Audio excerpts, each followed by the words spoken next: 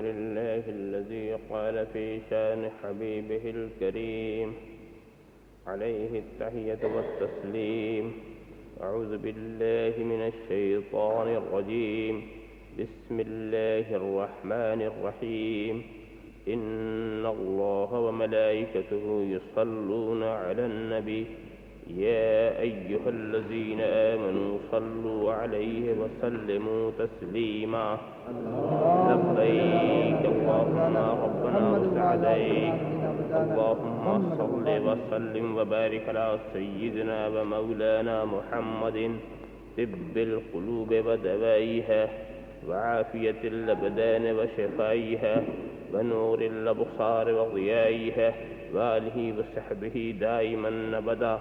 سبحان ربك رب العزة عما يصفون. سلام على المرسلين والحمد لله رب العالمين.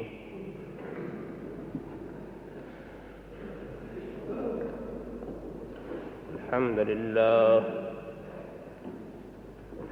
لله الذي يبدع الأفلاك والأراضين، والصلاة والسلام على من كان نبيا وآدم بين الماء والطين، وعلى آله وأصحابه أجمعين برحمتك يا أرحم الراحمين. أما بعد، فأعوذ بالله من الشيطان الرجيم. بسم الله الرحمن الرحيم.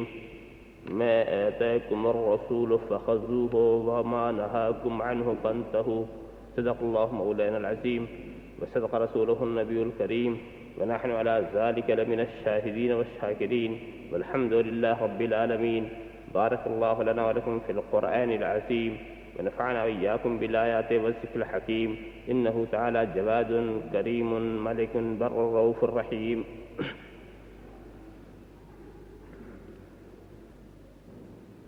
من علينا ربنا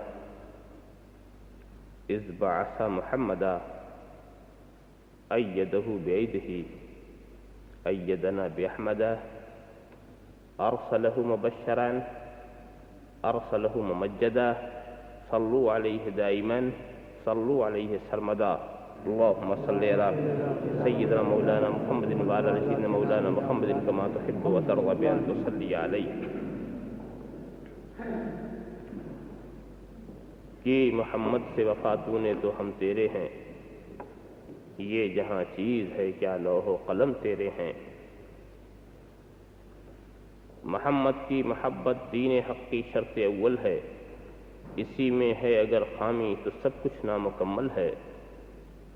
محمد کی غلامی ہے سند آزاد ہونے کی، خدا کے دامن توحید میں آباد ہونے کی. اگر خاموش رہوں میں تو تو ہی سب کچھ ہے، جو کچھ کہا تو تیرا حسن ہو گیا محدود. بارگاہ رسالت میں درود شریف کا نذران عقیدت پیش فرمائے. اللهم صل على سيدنا مولانا محمد وعلى آل سيدنا مولانا محمد كما تحب وترضى بأن تصلي عليه محمد وبارك وسلم. ایک بار اور حدیث درود شریف پیش فرمائے. صلی اللہ علیہ نبی الامین علیہ صلی اللہ تعالی علیہ وسلم. صلاۃ و سلام علیک یا رسول اللہ. ایک بار اور نذرانے درود شریف پیش کریں. اللهم صل على سيدنا مولانا محمد وعلى آل سيدنا مولانا محمد كما تحب وترضى بأن تصلي عليه.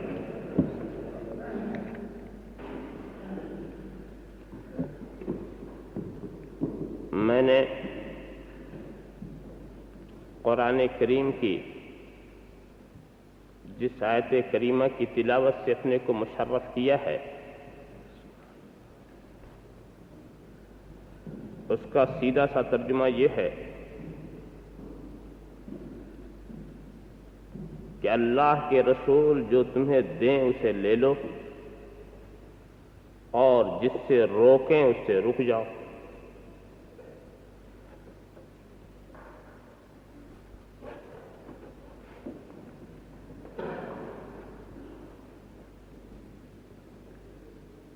یہاں پر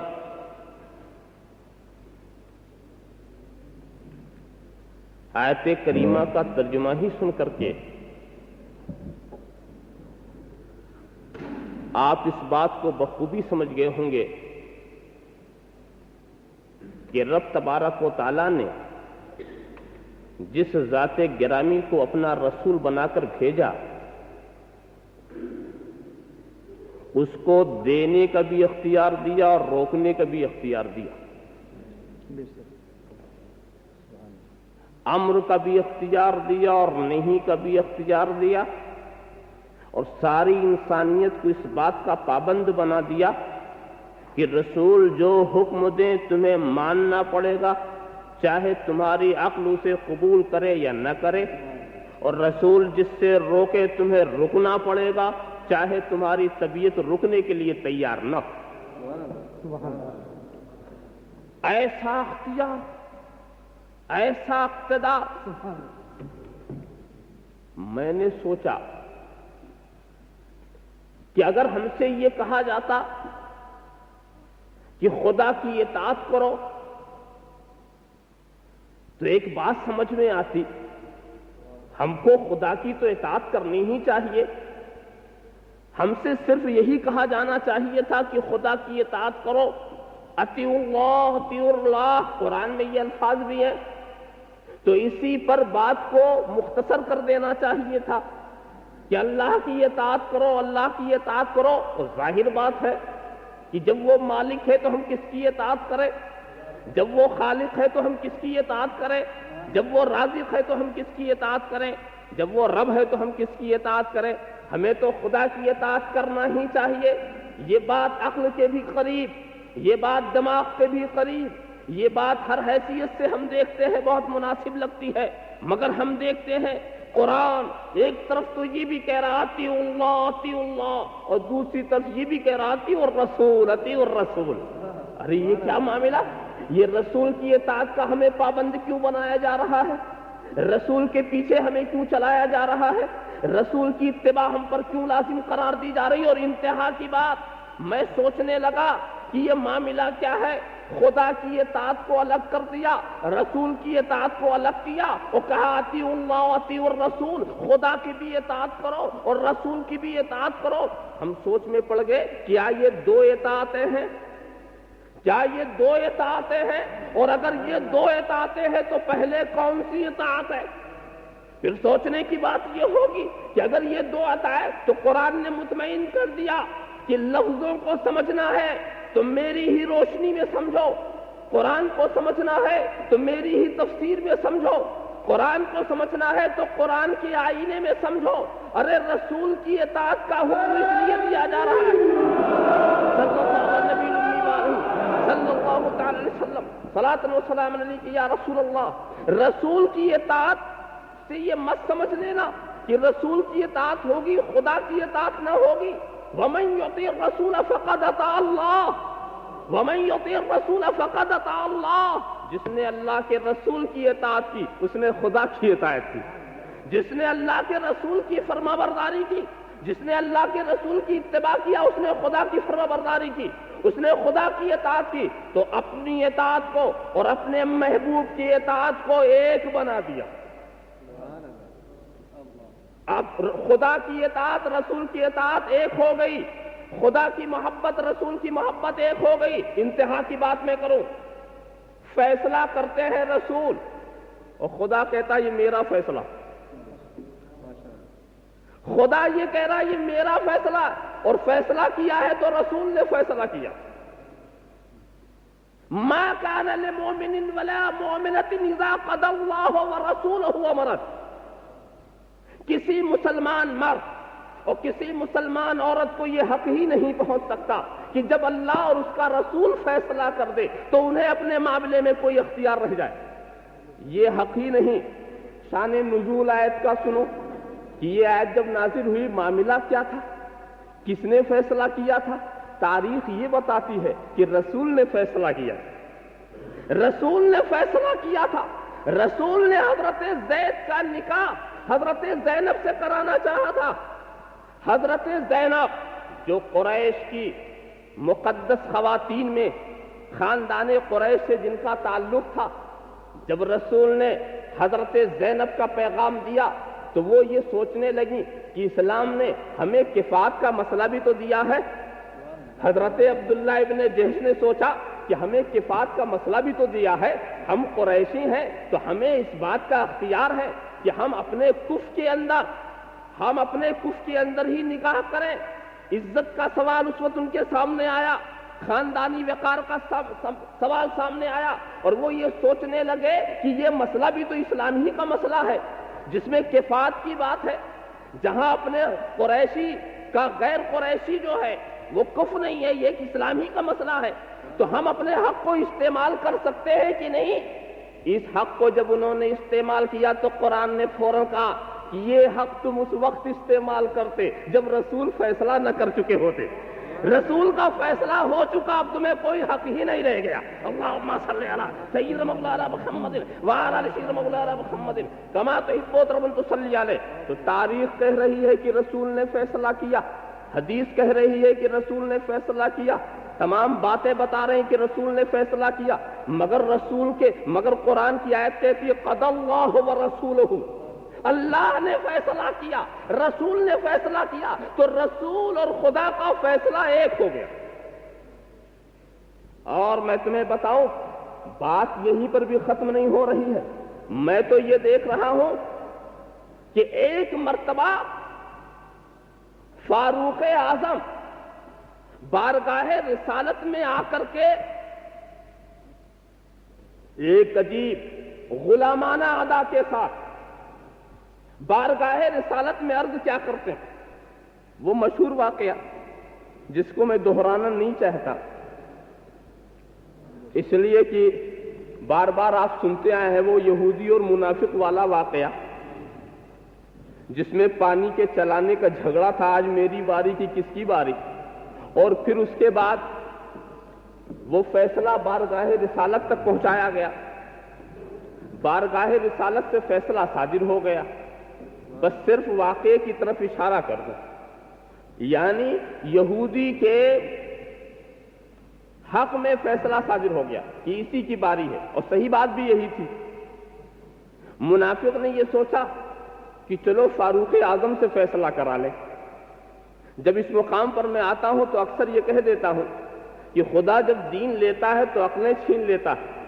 طریقہ تو یہ ہے کہ ہائی کورٹ کی اپیل سپریم کورٹ میں کی جائے, اور ان کا حماقت دیکھو کہ سپریم کورٹ کی اپیل ہائی کورٹ میں کر رہے ہیں. رسول کی بارگاہ سے ہار کے آیا ہے, فاروق اعظم کے اپیل کر رہا ہے.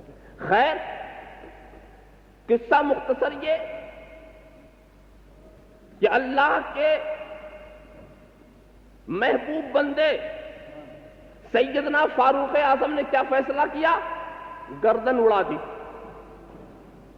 واقعہ بہت مشہور. ایک شور مچ گیا کہ عمر نے مسلمان کو مارا. عمر نے مسلمان, یہ شور کیوں مچا, اس لیے کہ جس کو حضرت عمر نے مارا تھا اس کو نماز پڑھتے ہوئے بھی دیکھا گیا, اسے کلمہ پڑھتے ہوئے بھی دیکھا گیا, اسے بارگاہ رسالت میں حاضری دیتے ہوئے بھی دیکھا گیا.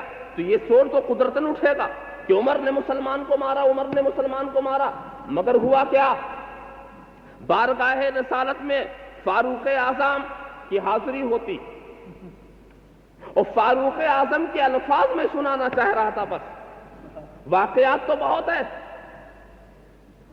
فلا وربك لا يؤمنون حتى يحكموك فيما شجر بينهم. جب حضرت عمر سے پوچھا گیا, اے عمر یہ بولو تم نے مسلمان کو کیسے مار دیا, تو حضرت عمر نے بڑے انداز سے کہا فلا وربك لا يؤمنون حتى يحكموك. اے رسول یہ اس وقت تک مومن ہو ہی نہیں سکتے جب تک آپ کو اپنا حاکم نہ بنا لیں, آپ کو اپنا حاکم نہ بنا لیں. سیدنا مولانا محمد وعلی سیدنا مولانا محمد کما تحب ربنا تصلی علیہ. اے فاروق اعظم, ہم آپ کی بصارت پر قربان، اور ہم آپ کی بصیرت پر قربان، اور ہم آپ کی فراست ایمانی پر قربان۔ آپ کو اس کے نماز نے دھوکہ نہیں دیا، آپ کو اس کے کلمے نے دھوکہ نہیں دیا، آپ کو اس کی اداؤں نے دھوکہ نہیں دیا، آپ نے اس کے دل کے چھپے ہوئے کفر کو ظاہر کر دیا۔ اللہم صلی علی سیدنا مولانا محمد وعلی سیدنا مولانا محمد کما تحب وترضى ان تصلی علیہ۔ تو فاروق اعظم کیا کہتے ہیں؟ فلا وربک، اے محبوب ہم تیرے رب کی قسم کھا کے کہہ رہے ہیں، لا یؤمنون، یہ مومن ہو ہی نہیں سکتے۔ کیا مطلب؟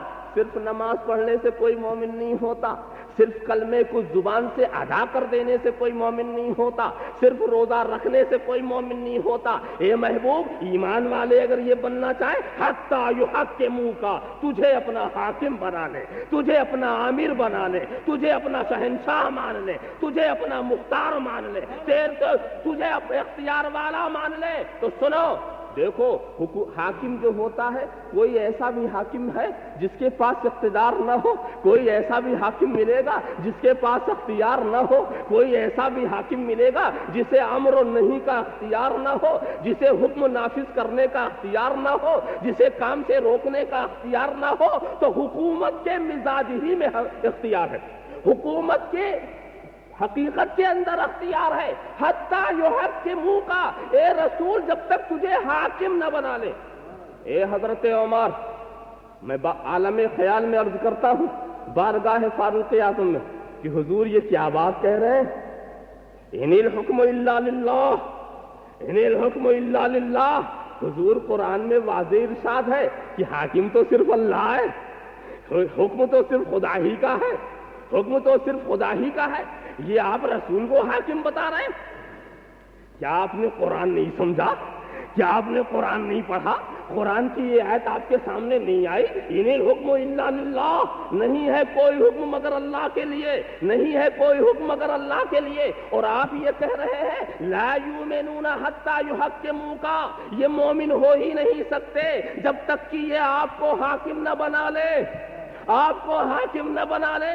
فاروق اعظم سے اگر تم پوچھو گے تو وہ کہیں گے ارے حکومت کی تقسیم مت کرو، جہاں میرے خدا کی حکومت وہاں میرے رسول کی حکومت۔ اللہم صلی علی سیدنا مولانا محمد وعلی سیدنا مولانا محمد کما تحب وترضى ان تصلی علیہ۔ خدا کا حکم اور رسول کا حکم اور یہ مت سمجھو، جو رسول کا حکم ہے وہی خدا کا حکم ہے، اور جو خدا کا حکم ہے وہی رسول کا حکم ہے۔ جو خدا کو، جو رسول کو حاکم مان رہا ہے وہ خدا کی حاکمیت کا اقرار کر رہا ہے۔ حتیٰ یحکموک، کیا مطلب؟ یہ مومن اس وقت تک ہو نہیں سکتے جب تک آپ کو با اختیار نہ مان لے، یہ مومن اس وقت تک ہو نہیں سکتے جب تک آپ کو حاکم نہ مان لے، یہ مومن اس وقت تک ہو نہیں سکتے جب تک کہ آپ کو امیر و ناہی نہ مان لے، یہ مومن اس وقت تک ہو ہی نہیں سکتے جب تک آپ کو ذی اقتدار نہ مان لے، یہ مومن اس وقت تک ہو ہی نہیں سکتے جب تک آپ کو جاہ و جلال والا نہ مان لے۔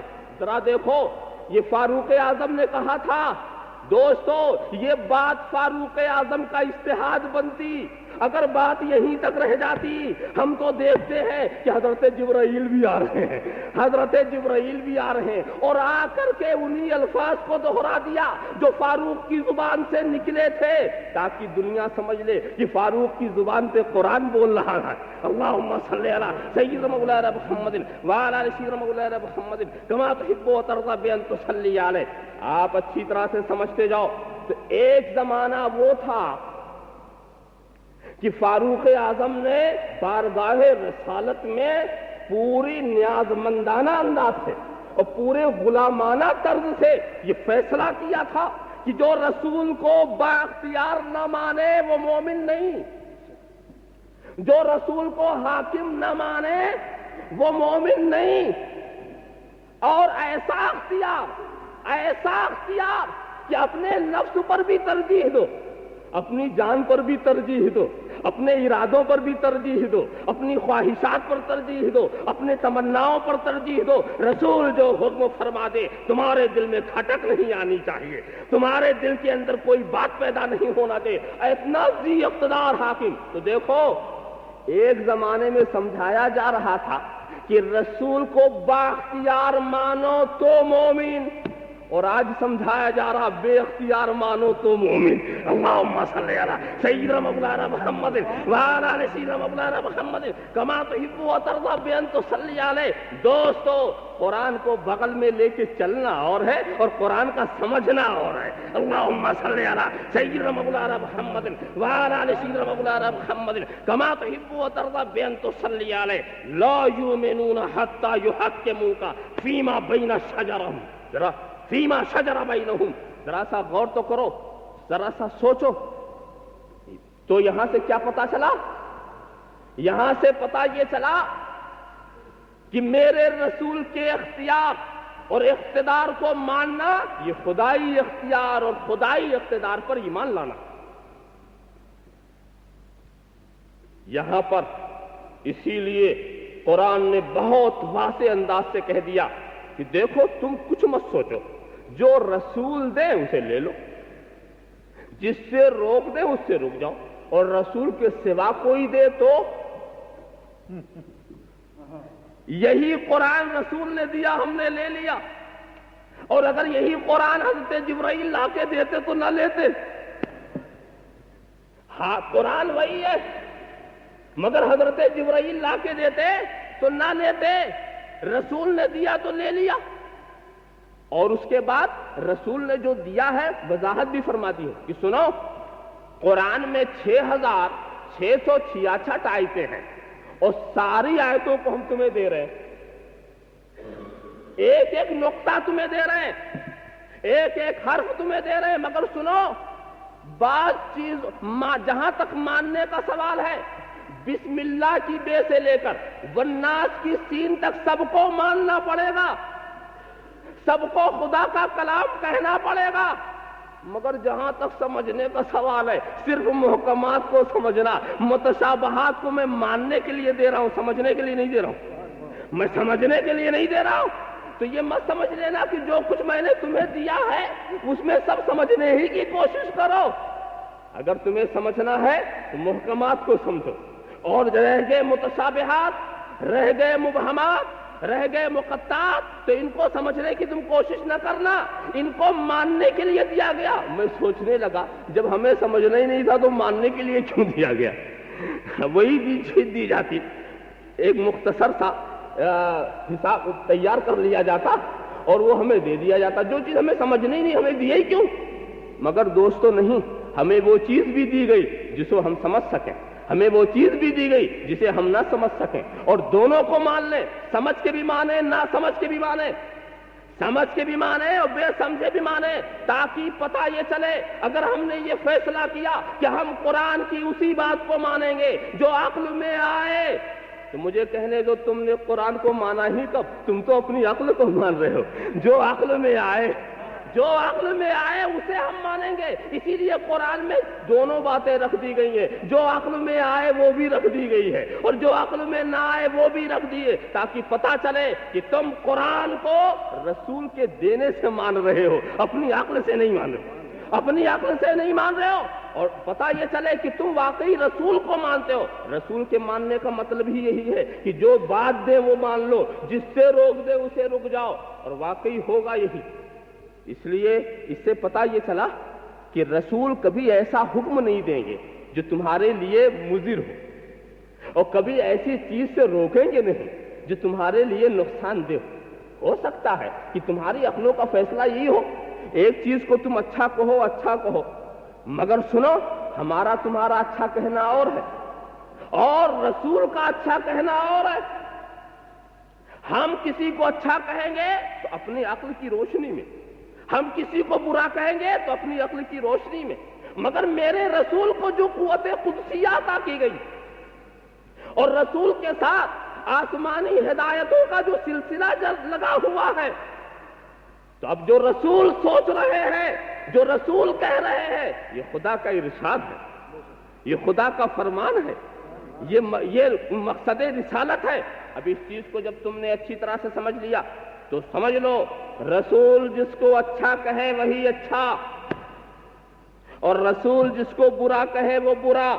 آج تم اس کو اچھا مانو یا نہ مانو، مگر مستقبل میں تمہیں اچھا ماننا پڑے گا جسے رسول نے اچھا کہہ دیا، آج تم اس کو برا مانو یا نہ مانو، مگر مستقبل میں اسے برا ماننا پڑے گا جسے رسول نے برا کہہ دیا ہے۔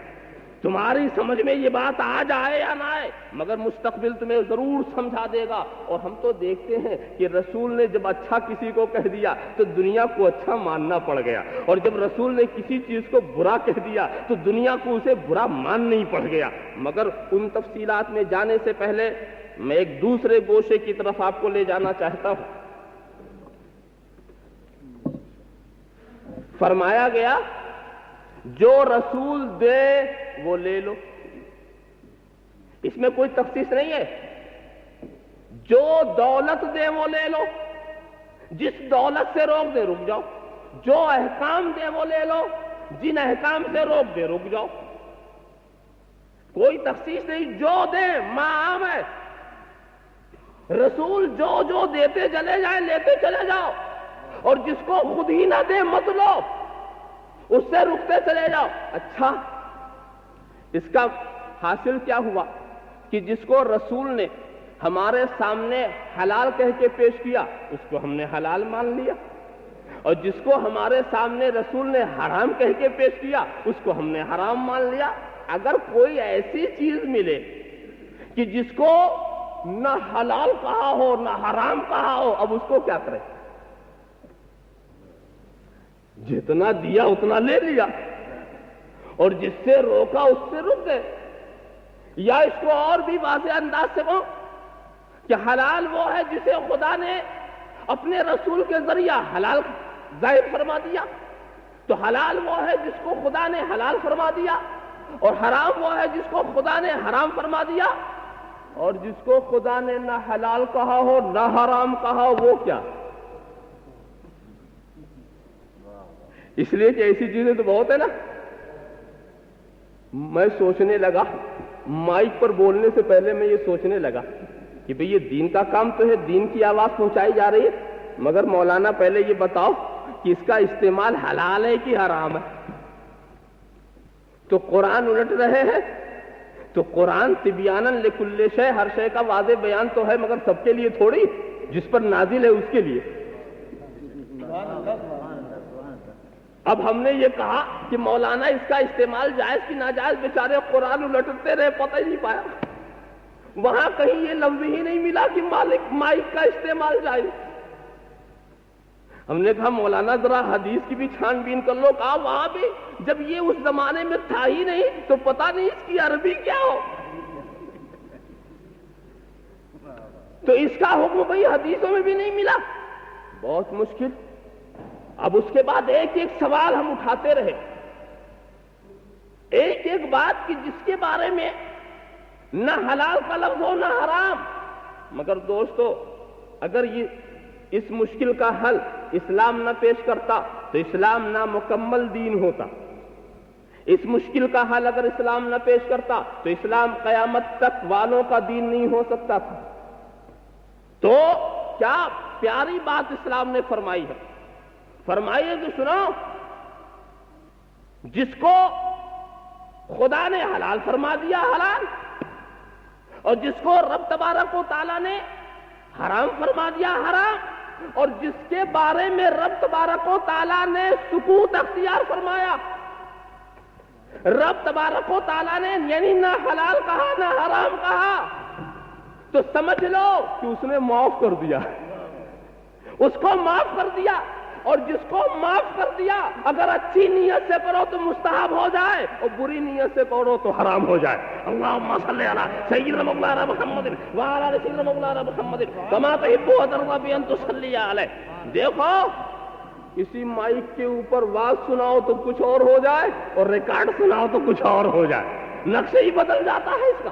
تو اب معلوم یہ ہوا کہ اب ہم نے یہ سمجھا۔ یہاں پر ایک اصول بھی میں عرض کر دوں، اس لیے کہ اس اصول کو ہر ایک کے سمجھنے کی ضرورت ہے، اور اس اصول کو نہ سمجھنے کی وجہ سے بڑی غلطیاں ہوتی ہیں، اور ہر بات کے بارے میں پوچھتے رہتے ہیں یہ کہاں جائز ہے، یہ کہاں جائز ہے، یہ کہاں جائز ہے، یہ چلتا ہے، چکر ہے بہت زیادہ۔ تو جائز کہنے والوں سے قدم قدم پر دلیلیں مانگی جاتی۔ تو میں تم سے یہ بتاؤں اسلام کا مقصد کیا؟ بہت ہی سنجیدگی سے. کیا اسلام یہ چاہتا ہے کہ دنیا میں جتنی جائز چیزیں ہیں سب تم کرو؟ بھئی جائز کے بہت سے درجے ہیں نا، فرض، واجب، سنت موقدہ، سنت مستحبہ، مباح، جائز کے تو بہت سے درجے ہیں.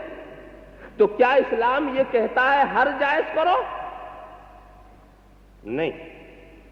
اسلام تو صرف چاہتا ہے کہ جائز کے اندر جو چیز فرائض و واجبات و موقدات سے ہے وہ کرتے رہو، مگر ہر جو چیز جائز وہ کرو یہ اسلام نہیں چاہتا. جائز کے بہت سے درجے ہیں نا. ہر مثال کے طور پر چاول کھانا جائز، زندگی بھر مت کھاؤ، قیامت میں سوال ہی نہیں ہوگا کہ تو نے چاول کیوں نہیں کھایا. روٹی کھانا جائز، مگر بنگالی پکڑے نہیں جائیں گے کہ وہ روٹی کیوں نہیں کھاتے. اللہم صلی علی سیدنا مولانا محمد وعلی آل سیدنا مولانا محمد کما تحب وترضى بأن تصلی علیہ. اس طرح سے نہ جانے کتنی چیزیں جائز ہیں. زندگی میں تمام جائز کام کو کرنا یہ تو انسان کے لیے عادتاً محال ہے. تو معلوم ہوا کہ جائز میں جو فرض ہے، جو واجب ہے، جو موقت ہے، جس کی تاکید ہے وہ تو کرنا ہی ہے، مگر ہر جائز کرو، ہر جائز کرو، یہ اسلام کا منشا بھی نہیں، اسلام کا مقصد بھی نہیں، اور تمہارے لیے ممکن بھی نہیں. مگر اسلام یہ ضرور چاہتا ہے کہ کوئی بھی ناجائز نہ کرو، کوئی ناجائز نہ کرو. ناجائز سے روکنا اس کا فرض، چاہے چھوٹا ناجائز ہو چاہے بڑا ناجائز ہو، چاہے حرام ہو چاہے مکروہ تحریمی ہو چاہے مکروہ تنزیہی ہو. ناجائز میں اسلام کسی ایک بات کو پسند نہ کرے گا. کسی ناجائز کو مت کرو یہ اسلام کہے گا. اچھا ناجائز کون ہے؟ جو چیز خدا کو ناپسند وہ ناجائز. اور خدا کو ناپسند کیا ہے اس کا علم کیسے ہوگا؟ ہے کوئی راستہ کہ جا کے پوچھیں خدا کو ناپسند کیا ہے؟ اسی کو تو بتانے کے لیے رسولوں کو بھیجا گیا کہ رسول جا کے واضح کر دے کہ خدا کو ناپسند کیا ہے. ہم اپنی عقل سے فیصلہ نہیں کر سکتے کہ خدا کچھ کون سی چیز ناپسند. ہماری عقل ناقص ہے، ہماری عقل اختلاف ایک مسئلے پر متفق نہیں ہو سکتی. ہماری عقل کے فیصلے صحیح ہو یہ ضروری نہیں ہے. بڑے بڑے فلسفی اور بڑے بڑے بقرات و سقرات سے ایسی لغزشیں ہو گئی کہ قدم جم نہ سکا. تو ہماری عقل ناقص ہے، ہماری عقل قابل بھروسہ نہیں ہے. تو یہ رب کا احسان ہے کہ اس نے اپنی ناپسند سے خود ہی ہمیں باخبر کرا دیا اپنے رسولوں کو بھیج کر. تو دیکھو ناجائز کی تشریح کرنا یہ اسلام کی ذمہ داری ہے. جب ہر ناجائز سے بچانا اسلام کا مقصد ہے تو ہر ناجائز کی وضاحت کر دینا یہ بھی اسلام کی ذمہ داری ہے. اور اگر اسلام نے ہر ناجائز کی وضاحت نہیں کی ہے اور ہماری عقل پہ چھوڑ دیا ہے تو اسلام نامکمل دین ہے. اسلام مکمل دین نہیں ہو سکتا. تو اسلام کو چاہیے کہ وہ ہر ناجائز کی وضاحت کر دے. تو اسلام نے کتنا پیارا طریقہ اختیار کیا. جائز کی وضاحت کی ضرورت ہی کیا؟ ہر جائز کو کرانا تھوڑی ہے. جائز میں صرف اتنی وضاحت کافی ہے جو فرض ہے، جو واجب ہے، جو موقت ہے. بس تھوڑی وضاحت کافی ہے. ہر جائز کی وضاحت کی ضرورت نہیں، مگر ہر ناجائز کو واضح کرنا ضروری. کہیں ایسا نہ ہو کہ وضاحت نہ ہونے کی وجہ سے ہم ناجائز کام میں پڑ جائیں. لہذا اسلام کی یہ ذمہ داری ہے. اسلام کی تکمیل اس وقت تک ہو ہی نہیں سکتی جب تک ہر ناجائز کو وہ واضح نہ کر دے. یہ ہوئی نا اسلام کی ذمہ داری، اور ہوا بھی یہی. اسلام نے یہی کیا. اسلام کے دلائل شرعیہ جتنے ہیں، اسلام کے جو دلائل ہیں ان سے یہ بات ثابت ہو چکی. کتاب و سنت سے یہ بات واضح ہو چکی. کیا؟ اسلام نے بڑا پیارا انداز بتایا. جس سے روکنا ہے اس کی تشریح کر دی. اس سے رکو، اس سے رکو، اس سے رکو، اس سے رکو، یہ ناجائز، یہ ناجائز، یہ ناجائز، یہ ناجائز، پوری لسٹ تیار کر دی اور پھر کہا بقیہ جائز۔ کتنا سیدھا نسخہ! ورنہ اگر جائز کی بھی تشریح ہوتی تو کئی لائبریری تیار ہو جاتی کہ یہ بھی جائز، وہ بھی جائز، وہ بھی جائز، تو کتنی بڑی لائبریریاں تیار ہو جاتی۔ تو اسلام نے کیا کیا؟ ناجائز کی تو وضاحت کر دی، اس لیے کہ ہماری عقل قابل بھروسہ نہیں ہے کہ وہ ناجائز کا ادراک، خدا کی ناپسند کا ادراک اپنی عقل سے کرے۔ لہذا اسلام نے ایسا طریقہ بہترین بنایا کہ جس سے روکنا ہے اس کی وضاحت کر دو، جس سے روکنا ہے اور جس سے نہیں روکنا ہے چھوڑ دو، چاہے کرے چاہے نہ کرے، اور جس کو ضروری کرانا ہو اس کی بھی وضاحت کرا دو، جس سے روکنا ہے اس کی وضاحت کرا دو۔ تو معلوم ہوا کہ اسلام جن جن باتوں سے روکنا چاہتا ہے اس کی لسٹ مکمل ہو گئی۔ اب سوچو، اب پوچھتے ہیں نا یہ کہاں جائز، یہ کہاں جائز، فاتحہ کہاں جائز، عیسیٰ صاحب کہاں جائز، مزارات اولیاء پر حاضری کہاں جائز، میلاد کہاں جائز، قیام کہاں جائز؟ تو ان سے پوچھو ذرا یہ بتاؤ کہاں ناجائز؟ لسٹ تو مرتب ہو گئی ہے، ذرا یہ دکھاؤ جائز کی لسٹ کہاں مرتب ہوئی، ناجائز کی تو لسٹ مرتب ہوئی، کہاں ناجائز؟ جب کہیں دیکھا کہیں نہیں، خدا نے بھی ناجائز نہیں کہا، رسول نے بھی ناجائز نہیں کہا، صحابہ نے بھی ناجائز نہیں کہا، تو کہا کیا وہ بھول گئے اس کو ناجائز کہنا تھا؟ بھول گئے کہ 14 صدی میں آپ آئیں گے تو ناجائز کہیں گے؟ اللہم صلی علی سیدنا مولانا محمد وعلی آل سیدنا مولانا محمد کما تحب وترضى بأن تصلی علیہ۔ تو اگر ناجائز ہے تو بتاؤ خدا نے کہاں ناجائز کہا، وضاحت کے ساتھ بتاؤ، نام لے کر بتاؤ رسول نے کہاں ناجائز کہا۔ تو جب تم یہ سوال کرو گے بھئی انہوں نے کہا بھئی لسٹ میں تو نام نہیں ہے، کہا لسٹ میں نام نہ ہونا دلیل ہے کہ یہ جائز ہے، اور اگر یہ ناجائز ہوتا تو یہ ناجائز والی لسٹ میں آ چکا ہوتا۔ اللہم صلی علی سیدنا مولانا محمد وعلی آل سیدنا مولانا محمد کما تحب وترضى بأن تصلی علیہ۔ تو سنو اچھی طرح سے سمجھ لو، میرا رسول جو تمہیں اصول دے، جو ضابطہ دے اسے قبول کر لو، اور جس چیز سے روکے اسے رک جاؤ۔ اور صحابہ نے اس پر عمل کر کے دکھا دیا، رسول جو دیتے تھے وہ خوشی سے لے لیتے تھے، رسول جس سے روکتے تھے وہ خوشی سے رک جایا کرتے تھے، اور رسول نے یہ بھی بتا دیا کہ سنو قرآن کی روشنی میں کہ وَيُحَرِّمُ عَلَيْهِمُ الْخَبَائِثَ، یہ میرا رسول خبائث کو ان پر حرام فرماتا۔ یہ خبائث جانتے کسے کہتے ہیں؟ ایک چیز خبیث ہے تو اللہ کے رسول کا کام کیا تھا؟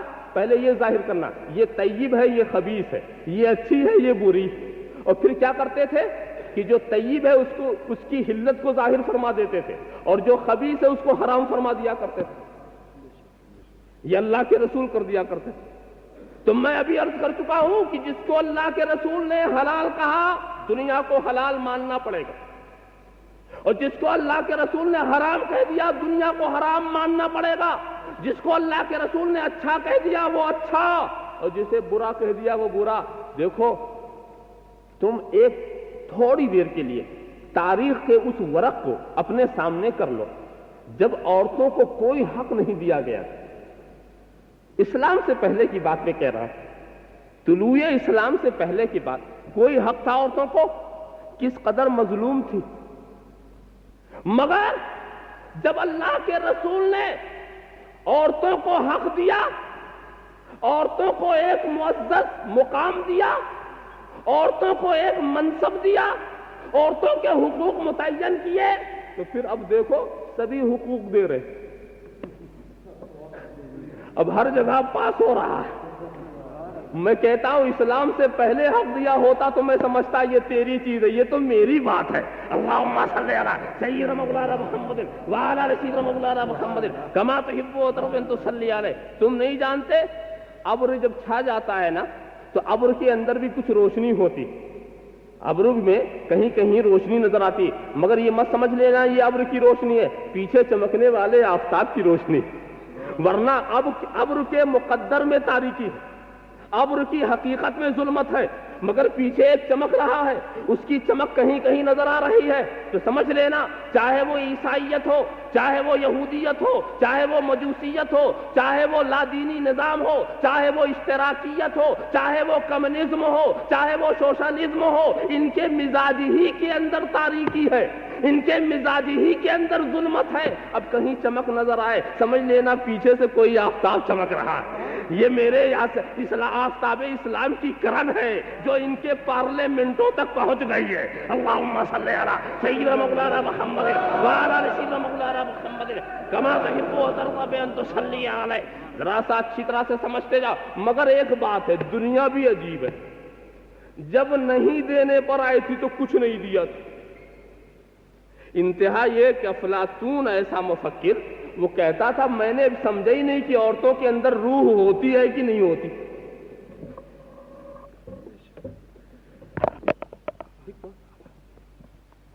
افلاطون جیسا مفکر فلسفی، اس نے کہا میں تو یہ سمجھ ہی نہیں سکا کہ عورتوں میں بھی روح ہوتی ہے کہ نہیں، تو نہ دینے پر تو یہ معاملہ،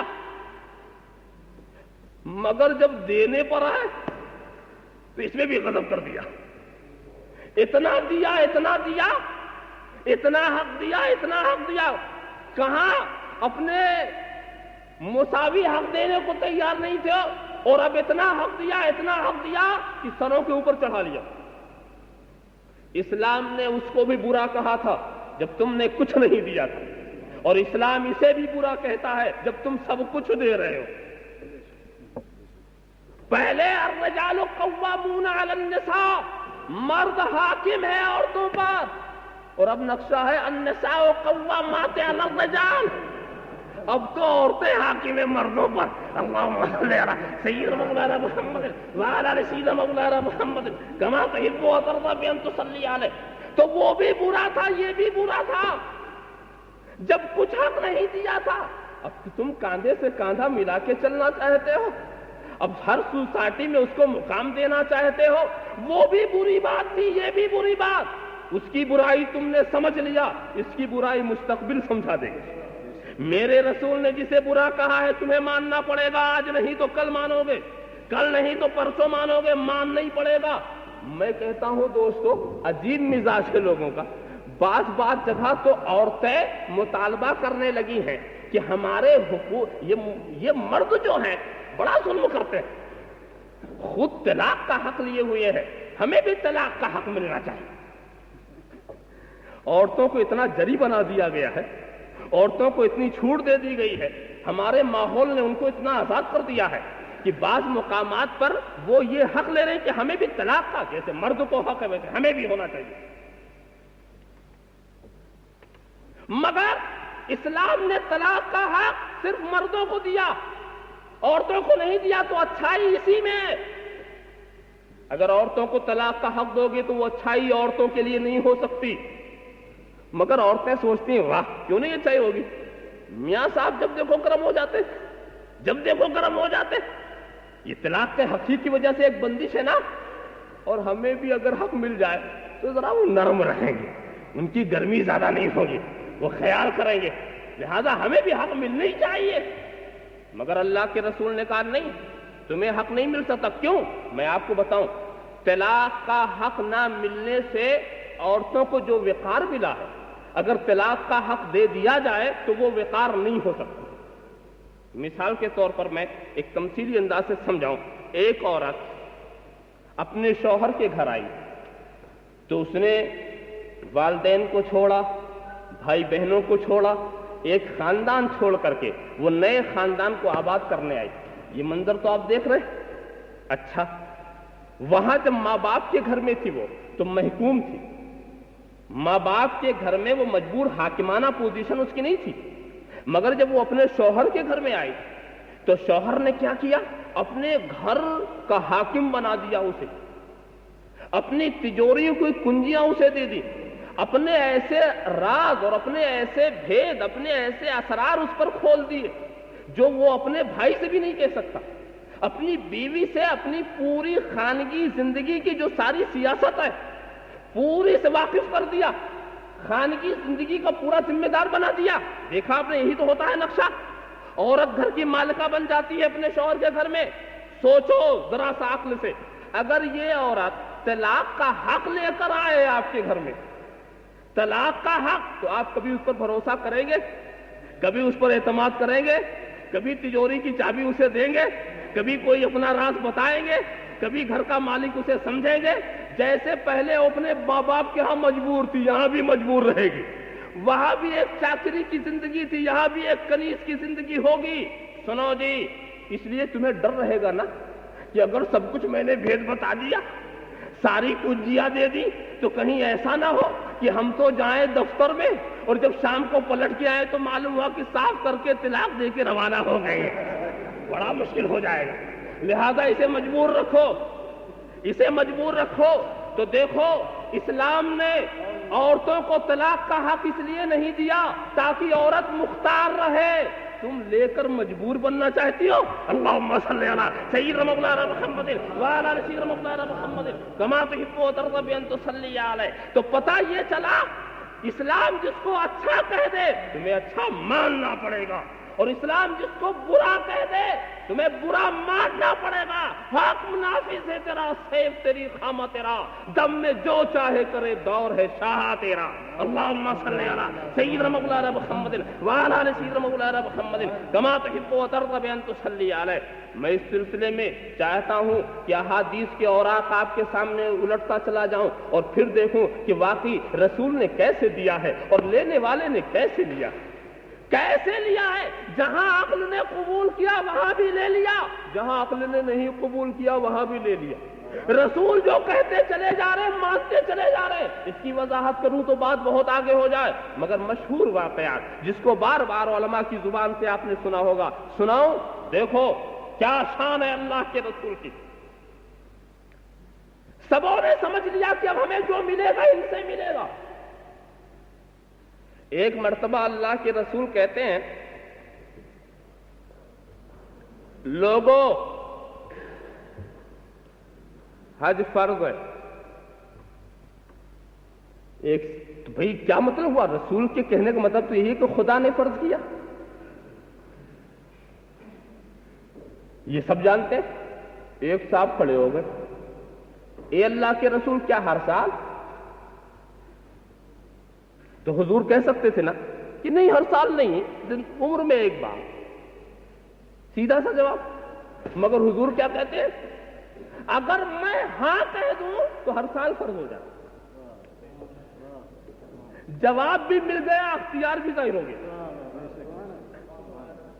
جواب بھی مل گیا کہ نہیں ہر سال نہیں, اور اختیار بھی تھا میں ہاں کہہ دوں تو ہر سال فرض ہو جائے. کیا مطلب؟ میری ہاں جو ہے وہ قانون الہی, میں ہاں کہہ دوں تو فرض ہو جائے, نہیں کہہ دوں تو حرام ہو جائے. ذرا کتنی زوردار ہاں ہے, کتنی زوردار. میرے رسول کی نہیں کتنی زوردار. اچھا ایک بات بتاؤ, ایک چیز مستحب ہو یا مباح ہو یا اس کو ہم لوگ سب مل کر کے نہیں نہیں نہیں کہیں تو حرام ہو جائے گی, اور ایک چیز حرام ہو اور ہم سب مل کر ہاں ہاں کریں تو کیا جائز ہو جائے گا؟ میں کہتا ہوں کہ پوری دنیا کی ہاں ایک پلے میں رکھو اور میرے رسول کی ایک ہاں دوسرے پلے میں رکھو. کیا یہ ساری ہاں اس ایک ہاں کے برابر ہوگی؟ میں سوچتا ہوں جب تم سب مل کر رسول کی ہاں کے برابر نہیں ہو سکے تو رسول جیسے کیا ہوں گے؟ اللہم صلی علی سیدنا مولانا محمد وعلی آل سیدنا مولانا محمد کما صلی علیہ. ذرا سا غور تو کرو.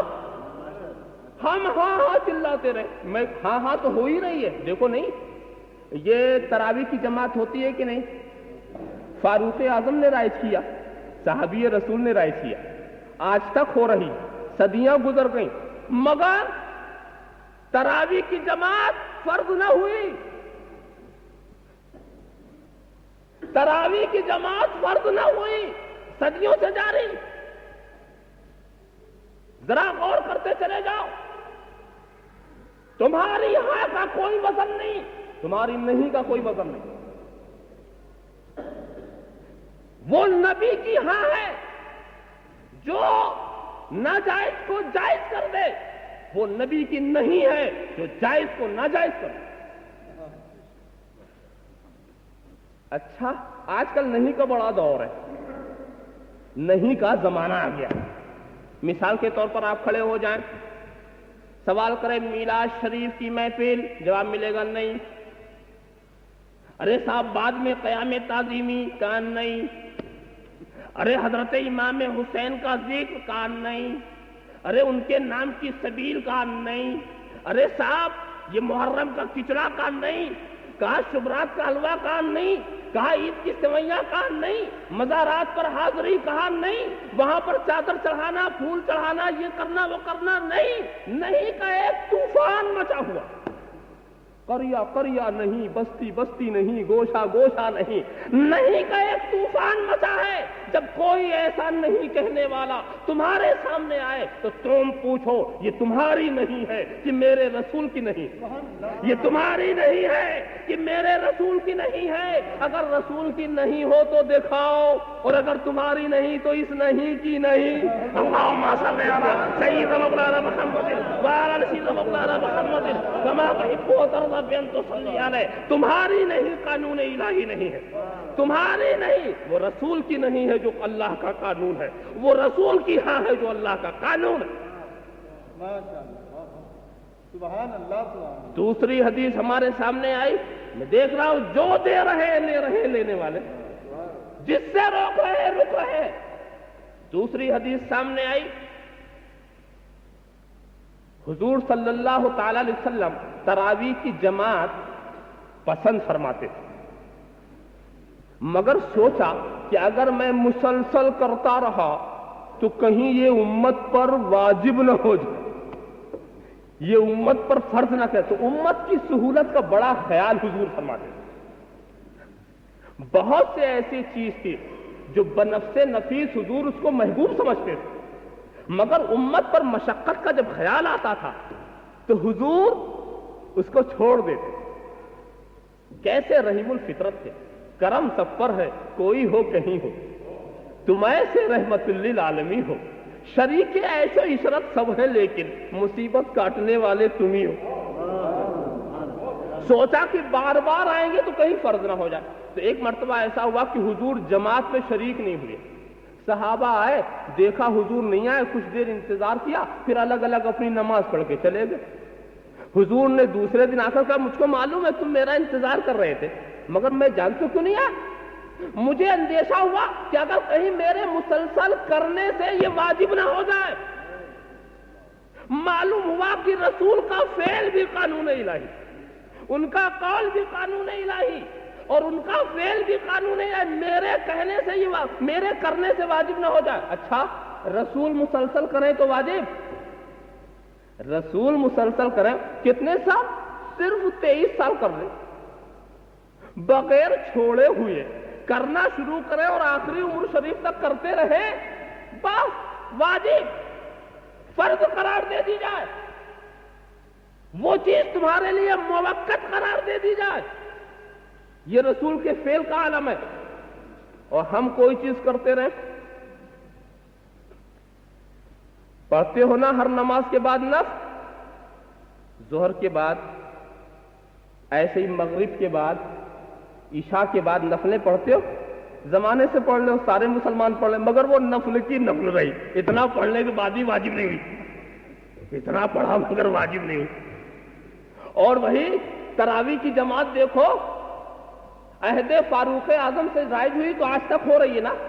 صدیوں مسلمان پڑھتے رہے، اولیاء پڑھتے رہے، اقطاب پڑھتے رہے، غوث پڑھتے رہے، ابدال پڑھتے رہے، اوتاد پڑھتے رہے، نقبہ پڑھتے رہے، نجبہ پڑھتے رہے، مجددین پڑھتے رہے، مجتہدین پڑھتے رہے، محدثین پڑھتے رہے، مفسرین پڑھتے رہے، مگر واجب نہیں ہوئی، چھوڑا نہیں. میں ایک سوال کا جواب دینا چاہتا ہوں. سوال یہ کیا جاتا ہے کہ صاحب یہ لوگ جو ہیں میلاد کو واجب سمجھتے ہیں. سمجھ کا تعلق دل سے ہے نا، ظاہر سے تو نہیں ہے. بڑے روشن ضمیر ہے، چہرہ دیکھتے ہیں دل سمجھ لیتے ہیں، کہتے ہیں یہ واجب سمجھتے ہیں۔ ذرا سوچو، غور کرو، خواجہ کی چھٹی واجب سمجھتے ہیں، کبھی چھوڑتے ہی نہیں، 11ویں واجب سمجھتے ہیں، کبھی چھوڑتے نہیں، 12ویں واجب سمجھتے ہیں، کبھی چھوڑتے نہیں، میلاد کے بعد قیام واجب سمجھتے ہیں، کبھی چھوڑتے نہیں۔ یہ اعتراض کر رہے ہیں۔ ان سے یہ پوچھو کہ ہمارے کرنے سے کوئی چیز واجب بنے گی؟ ہمارے کرنے سے کوئی چیز واجب بنے گی؟ میں دو جواب دیتا ہوں، ایک الزامی جواب دیتا ہوں اور ایک تحقیقی۔ الزامی جواب یہ ہے کہ جب وہ کہے تم یہ واجب سمجھتے ہو، تم یہ واجب سمجھتے ہو، تو کہہ دو ہم کرنا واجب سمجھتے ہیں، تم نہ کرنا واجب سمجھتے ہو، جبھی تو کرتے ہی نہیں، کرتے ہی نہیں، تو اگر ہم مجرم تو تم بھی مجرم۔ اللہم صلی علی سیدنا مولانا محمد وعلی آل سیدنا مولانا محمد کما تحب وترضى ان تصلی علیہ۔ تو یہ تو ہوا مبہوت کر دینے والا جواب، الزامی جواب۔ مگر میں تحقیقی جواب دینا چاہتا ہوں۔ تحقیقی جواب یہ ہے کہ غیر نبی کے عمل سے کوئی چیز واجب نہیں بنتی۔ تم نفل شروع کرو، زندگی بھر پڑھتے رہو، وہ نفل ہی رہے گی، واجب نہیں بنے گی۔ قرآن کی تلاوت کرو وقت معینہ پر اور زندگی بھر کرتے رہو، تلاوت مستحب رہے گی، واجب نہ بنے گی۔ درود شریف پڑھو، پڑھتے ہی رہ جاؤ، درود مستحب رہے گا، واجب نہ بنے گا۔ واجب بنتا ہے نبی کے پھر، نبی اگر مسلسل کر دے، نبی اگر نہ چھوڑے تو واجب بنے۔ تو میرے فعل سے یہ چیز واجب بن گئی، کیا تو نے مجھے نبی سمجھا ہے؟ اللہم صلی علی سیدنا مولانا محمد وعلی آل سیدنا مولانا محمد کما تحب وترضى ان تصلی علیہ۔ تو اگر تیرے عقیدے میں ہمارے کرنے سے یہ چیز واجب بن گئی تو میں کہوں گا تو پھر سے ایمان لا۔ کیا تو ہمیں نبی سمجھتا؟ پھر سے ایمان لا۔ ہمارے کرنے سے واجب نہیں بنے گا، مستحب رہے گا، مباح رہے گا۔ اللہم صلی علی سیدنا مولانا محمد وعلی آل سیدنا مولانا محمد کما تحب وترضى ان تصلی علیہ۔ ما آتاکم الرسول فخذوہ وما نہاکم عنہ فانتہوا۔ جو دے دے لے لو، جس سے روکے رک جاؤ۔ اور اختیارات بھی ان کے کیا؟ حکم نافذ ہے تیرا، سیف تیری خامہ تیرا، دم میں جو چاہے کرے، دور ہے شاہ تیرا۔ دیکھو میں آپ کو بتاؤں تمثیلی انداز سے رسول کے اختیار، رسول کی شان حاکمیت کو سمجھانے کے لیے، پھر بات بہت واضح ہوگی، تمثیل سے بات واضح ہوگی۔ اسی لیے میرا طریقہ ہے کہ میں پہلے ایک مثال واضح کر دوں تاکہ ذہن میں بات اچھی طرح سے اتر جائے۔ فرض کرو تھوڑی دیر کے لیے مولانا محمد حنیف صاحب، جو ایک فاضل جلیل ہیں، ان کی خدمت میں ایک عورت آئی۔ میں تمثیل پیش کر رہا ہوں، مولانا معاف کریں گے۔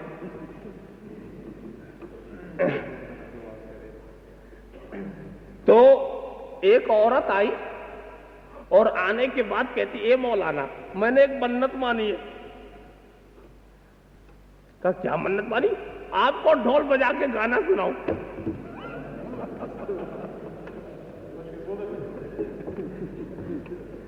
تو مولانا کیا کریں گے؟ ارے تو نے یہ منت مانی ہے کہ ڈھول بجایا، یہ منت مانی کہ امامت چھوڑ دوں بس۔ آج میں نے تیری آواز اگر سن لی اور تجھے اجازت دے دی، میرے پیچھے نماز کون پڑھے گا؟ مجھے تو مسجد سے نکال دیا جائے گا، نکل جاؤ۔ اور دوستو اس میں مولانا ہی کی بات نہیں، کوئی مجدد ہوگا تو وہ بھی نکال دے گا، کوئی مجتہد ہوگا تو وہ بھی نکال دے گا۔ مجھے عرض کرنے دو بات اچھی طرح سے۔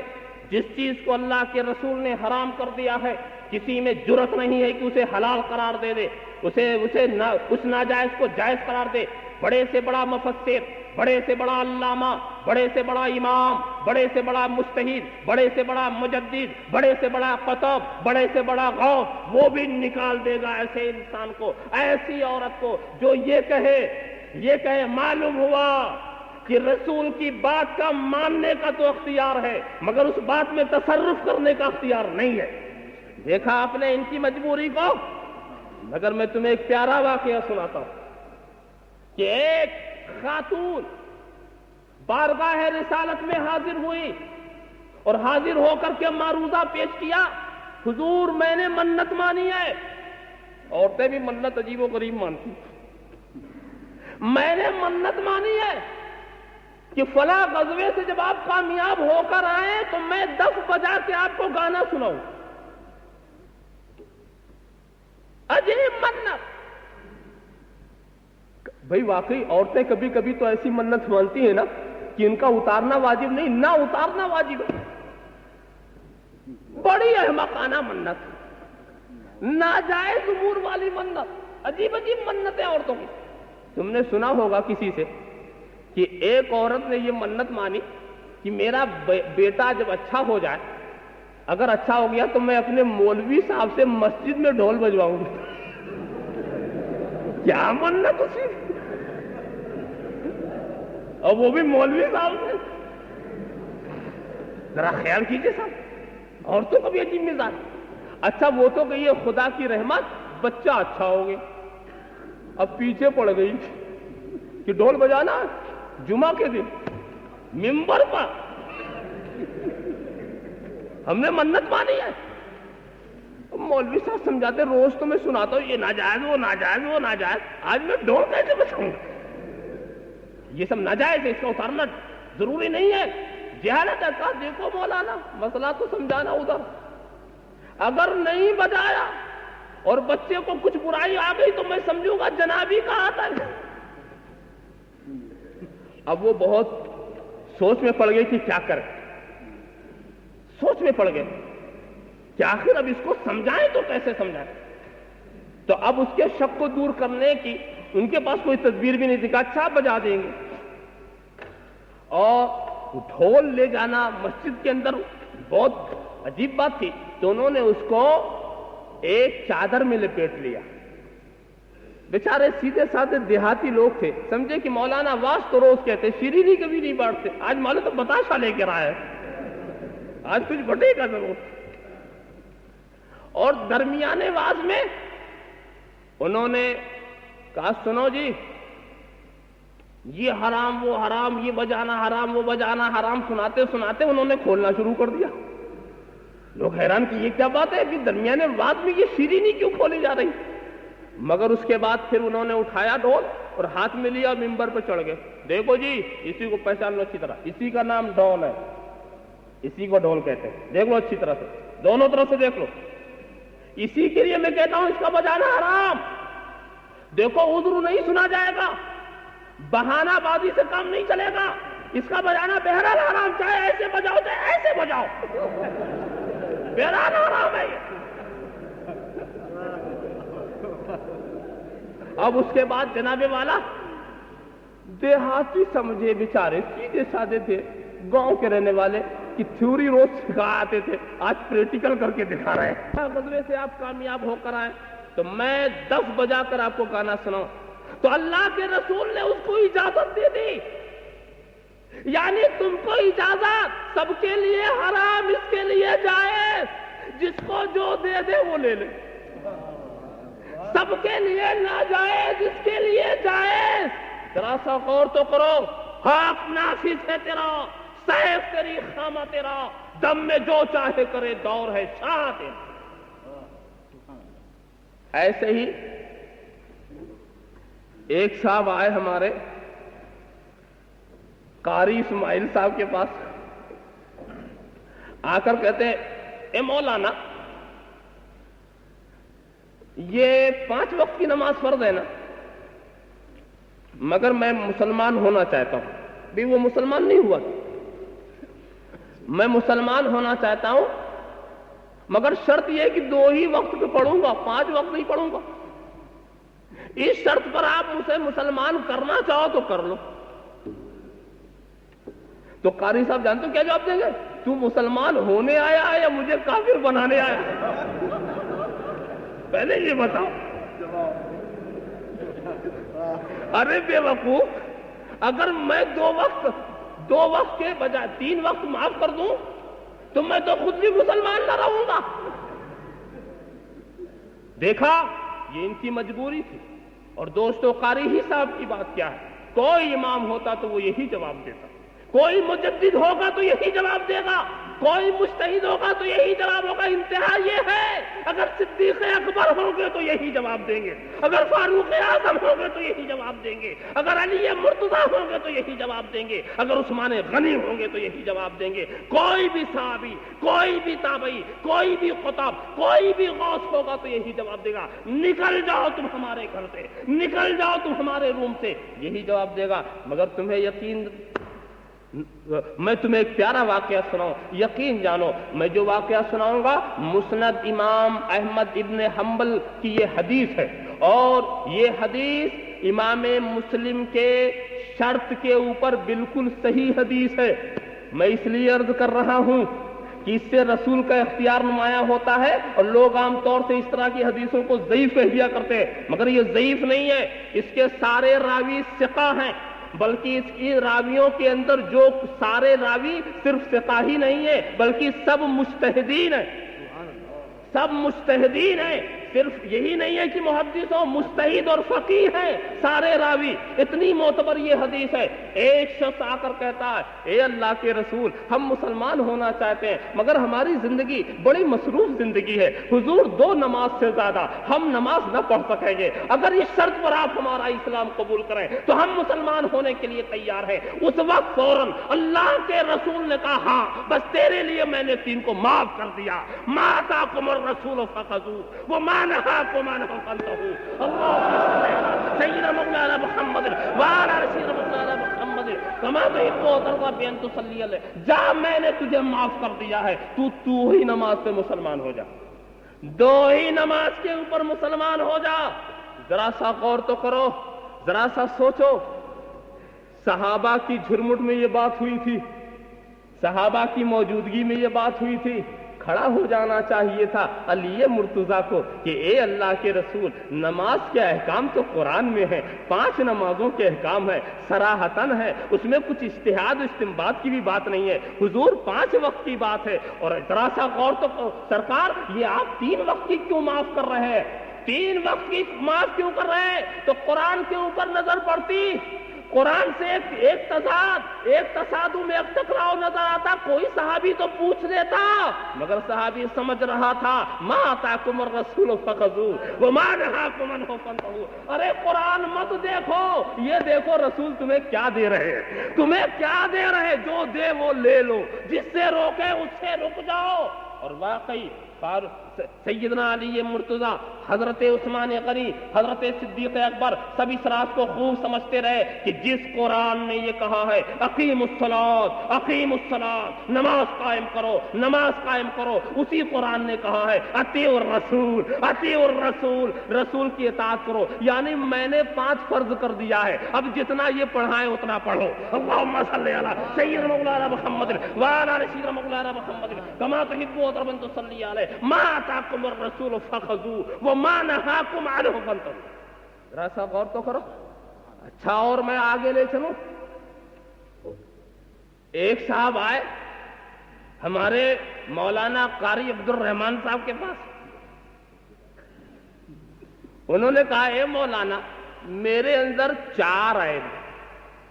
اچھا، 4 عیب ہیں، ایک کو چھڑوا دیجیے اور 3 کی اجازت دے دیجیے۔ عیب کی اجازت لینے آیا،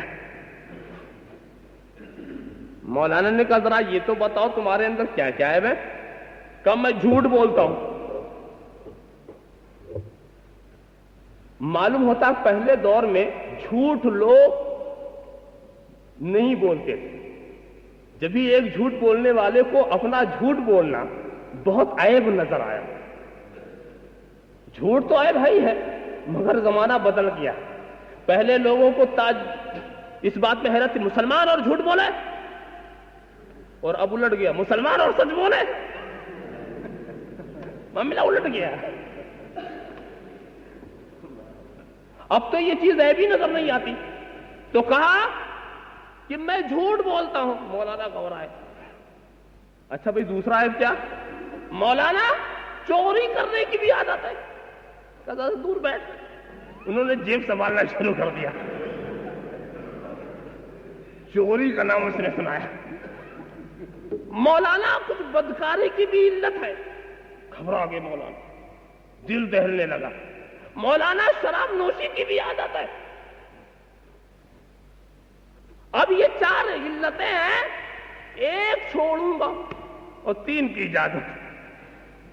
تو یہ کہیں گے گیٹ آؤٹ. اگر میں یہ کہہ دوں کہ اس میں 3 کی اجازت اور 1 چھوڑ دے تو تو کامل مومن نہ بن سکے گا اور میں سرے سے مومن نہ رہوں گا. میرا نقصان زیادہ ہے. نکل جاؤ. اور دوستو مولانا ہی نہیں, دنیا کا کوئی مجدد, کوئی محدث, کوئی مفسر, کوئی فقیہ ہوتا تو یہی جواب دے. مگر یقین کرو, ایک پیارا واقعہ تمہیں یاد دلاؤں. آج میں احادیث کے صفحات آپ کے سامنے پیش کر رہا ہوں, احادیث کے اوراق الٹ رہا ہوں. اس کو ایک ایک کو اپنے ذہن کے اندر اتارنے کی آپ کوشش فرمائیں. اللہ کے رسول کی بارگاہ میں ایک شخص حاضر ہوا. اے اللہ کے رسول, ہمیں 4 عیب, انہی عیبوں کو شمار کرایا جس کی میں بھی وضاحت کر چکا ہوں. مگر حضور ایک ہی چھوڑ سکتا ہوں, سب نہیں. تو حضور نے کہا جھوٹ بولنا چھوڑ دو. اس کو بھی مایوس نہیں کیا. سنو جی, اب جھوٹ وہ نہیں بولے گا. 3 چیز کی اجازت بارگاہ رسالت سے مل گئی. اب اگر اس نے شراب پیا تو تم حد نہیں لگا سکتے, وہ پروانہ لے کر آ رہا. اب اگر اس نے چوری کیا تم ہاتھ نہیں کاٹ سکتے. اب اگر اس نے برائی کی تو رجم نہیں کیا جا سکتا, کوڑے نہیں برسائے جا سکتے. وہ شاہی اجازت لے کر آ رہا.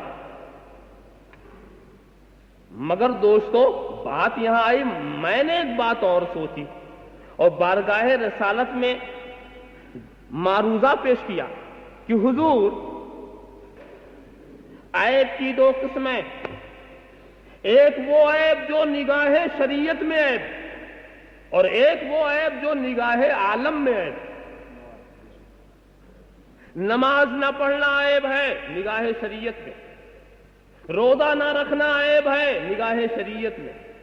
حج کی استطاعت کی صورت میں حج نہ کرنا عیب ہے نگاہ شریعت. مگر چوری کرنا یہ تو نگاہ عالم میں عیب. بدکاری کرنا یہ نگاہ عالم میں عیب ہے. اسی لیے ان کو خبائث کہا گیا ہے. حضور آپ کی اجازت سے مسلمان تو کچھ نہ بولے گا, مگر اگر یہودی نے اعتراض کیا, اگر مجوسی نے اعتراض کیا, اگر عیسائی نے اعتراض کیا, اگر مشرکین نے اعتراض کیا, یہ کیسے رسول ہے جو خبائث کی اجازت دیتے ہیں؟ یہ کیسے نبی ہیں جو خبائث کی اجازت دیتے ہیں؟ تو اللہ کے رسول نے کہا تم نے میری اجازت کو دیکھا اور اجازت دینے والے کو نہیں دیکھا. ابھی ذرا دیکھو آگے کی منزلیں, ابھی فیصلہ مت کرو. آگے کی منزلیں دیکھو, میں نے کیوں اجازت دی, کس بلبوتے پر اجازت دی, کس اختیار کی بنیاد پر اجازت دی, اس کا منظر ابھی فیصلہ مت کرو. آگے کا معاملہ دیکھو. تو دوستو آگے میں نے کیا دیکھا کہ وہی انسان, مختصر عرض کروں کہ جب چوری شراب پینے کے ارادے سے شراب کی بوتلوں کی طرف مائل ہوتا ہے, شراب خانے کی طرف مائل ہوتا ہے, تو اس وقت اس کے دل میں خیال آتا ہے کہ جب ہم بارگاہ رسالت میں کل حاضر ہوں گے, صحابہ کی مقدس جھرمٹ میں ہم سے پوچھا جائے گا ہم نے کیا کیا کل, تو بڑے شرم کی بات ہوگی کہ ان نیک لوگوں کے بیچ میں ہمیں یہ کہنا پڑے کہ ہم نے شراب پی ہے. لاؤ اسے چھوڑ ہی دیا جائے, لاؤ اسے چھوڑ ہی دیا جائے. بڑی جھوٹ تو بولنا نہیں ہے, بات سچی کرنی ہے تو بہت مشکل ہے. اس کے بعد پھر جب وہ رات کا وقت آیا اور اس کو خیال چوری کا ہوا, پھر یہی خیال گزرا, بدکاری کا خیال ہوا تو یہی خیال گزرا کہ کل جب ہم سے پوچھا جائے گا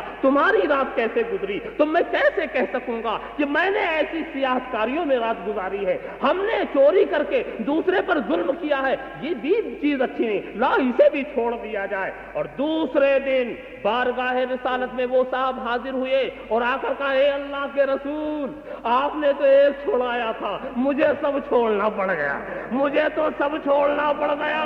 اللہ کے رسول نے دکھا دیا, دیکھا ادھر میں نے اجازت دیا تھا, ادھر دل کی دنیا بدل دی تھی, ادھر دل کی دنیا بدل دی تھی. تو ایسا انسان اجازت دے جو دل میں انقلاب بھی لا سکے. اس نے طے کیا تھا, اس نے طے کیا تھا کہ ہم ایک ہی چھوڑیں گے, اور رسول نے طے کیا تھا ہم چاروں چھوڑا کے رہیں گے. اللہم صلی علی سیدنا مولانا محمد وعلی آل سیدنا مولانا محمد کما تحب و ترضی بین تصلی علیہ. ہاتھ نافذ ہے تیرا, سیف تیری خامہ تیرا, دم میں جو چاہے کرے دور ہے شاہ تیرا. ما آتاکم الرسول فخذوہ وما نہاکم عنہ فانتہوا. جو دے دے لے لو, چاہے سمجھ میں آئے یا نہ آئے. جس سے روک دے رک جاؤ, چاہے سمجھ میں آئے چاہے نہ آئے. سیدنا علی مرتضیٰ سے اللہ کے رسول نے کیا کہا, اے علی فاطمہ کی موجودگی میں تم دوسرا نکاح نہیں کر سکتے. فوراً قرآن پڑھنا چاہیے تھا, پڑھنا چاہیے تھا نا. فَانْكِحُوا مَا طَابَ لَكُم مِّنَ النِّسَاءِ مَثْنَىٰ وَثُلَاثَ وَرُبَاعَ. اے اللہ کے رسول جو قرآن آپ نے ہمیں دیا ہے اس میں تو ایک وقت میں 4 شادیوں کی اجازت, عدل و مساوات کے قائم کر سکنے کی صورت میں. اور آپ یہ کہتے ہیں فاطمہ کی موجودگی میں دوسرا نکاح نہ کرنا. یہ پوچھ سکتے تھے کہ نہیں پوچھ سکتے تھے, مگر سنو جی, رسول نے کہا فاطمہ کی موجودگی میں تم دوسرا نکاح نہیں کر سکتے. حضرت علی اپنے طرز عمل سے اپنی اطاعت کی گردن کو جھکا کے ثابت کر رہے ہیں کہ حق منافذ ہے تیرا, سیف تیری خامہ تیرا, دم میں جو چاہے کرے دور ہے شاہ تیرا. حضور قرآن کے اندر تو 4 شادی کی بات ہے, مگر آپ تو ہمیں ایک ہی شادی کی بات دے رہے ہیں, اور جو آپ دیں گے وہ ہم لے لیں گے. ما آتاکم الرسول فخذوہ وما نہاکم عنہ فانتہوا. اے رسول آپ نے روک دیا تو ہم رک جائیں گے, آپ نے جو حکم دے دیا اس پر ہم عمل کریں گے. دیکھو جہاں یہ حدیث ہے مرقات شرح مشکات, اس کے اندر یہ فقرہ بھی ہے, فیہ تحریم ایذائہ صلی اللہ تعالی علیہ وسلم وَإِن تَوَلَّدَ الْإِيذَاءُ مِمَّا كَانَ أَصْلُهُ مُبَاحًا. پتا چلا کہ رسول کو اذیت پہنچانا حرام ہے. اگر جائز چیز سے بھی رسول کو تکلیف پہنچے تو وہ جائز حرام ہے. آپ کہیں گے کیسے بھئی, دوسرا نکاح تو جائز تھا نا, مگر رسول کو تکلیف پہنچتی, اب وہ ان کے لیے حرام ہو گیا. تمہارا بیٹھنا جائز, مگر اگر تمہاری نشست سے رسول کو تکلیف پہنچے تو حرام. تمہارا کھڑا ہونا جائز, مگر تمہارے قیام سے رسول کو اذیت پہنچے تو حرام. تمہارا بولنا جائز, مگر تمہاری بولی سے اگر رسول کو تکلیف پہنچے تو بولنا حرام. تمہارا لکھنا جائز, مگر تمہارے قلم کی تحریر سے اگر رسول کو اذیت پہنچے تو تمہاری تحریر حرام.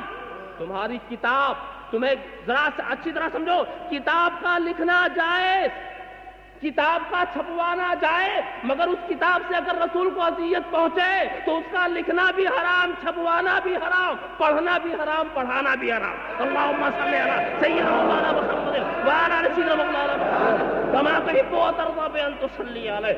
اس موقع پر میں ایک بات اچھی طرح سے عرض کروں دوستو, دیکھو کسی بھی مجلس میں تم چلے جاؤ, جانا جائز, مگر کسی ایسی مجلس میں جاؤ جہاں جانے سے رسول کو اذیت پہنچے, رسول کو تکلیف پہنچے, رسول کے خلاف پروگرام بنایا جا رہا ہو, تو ایسی مجلس میں جانا حرام. ایسے کی تقریر سننا حرام, ایسے کا آواز سننا حرام. سنو جی, تم نہیں جانتے کہ معلم اور وائز اور مقرر اور خطیب کے کیا نفسیاتی اثرات سامعین پر پڑتے ہیں.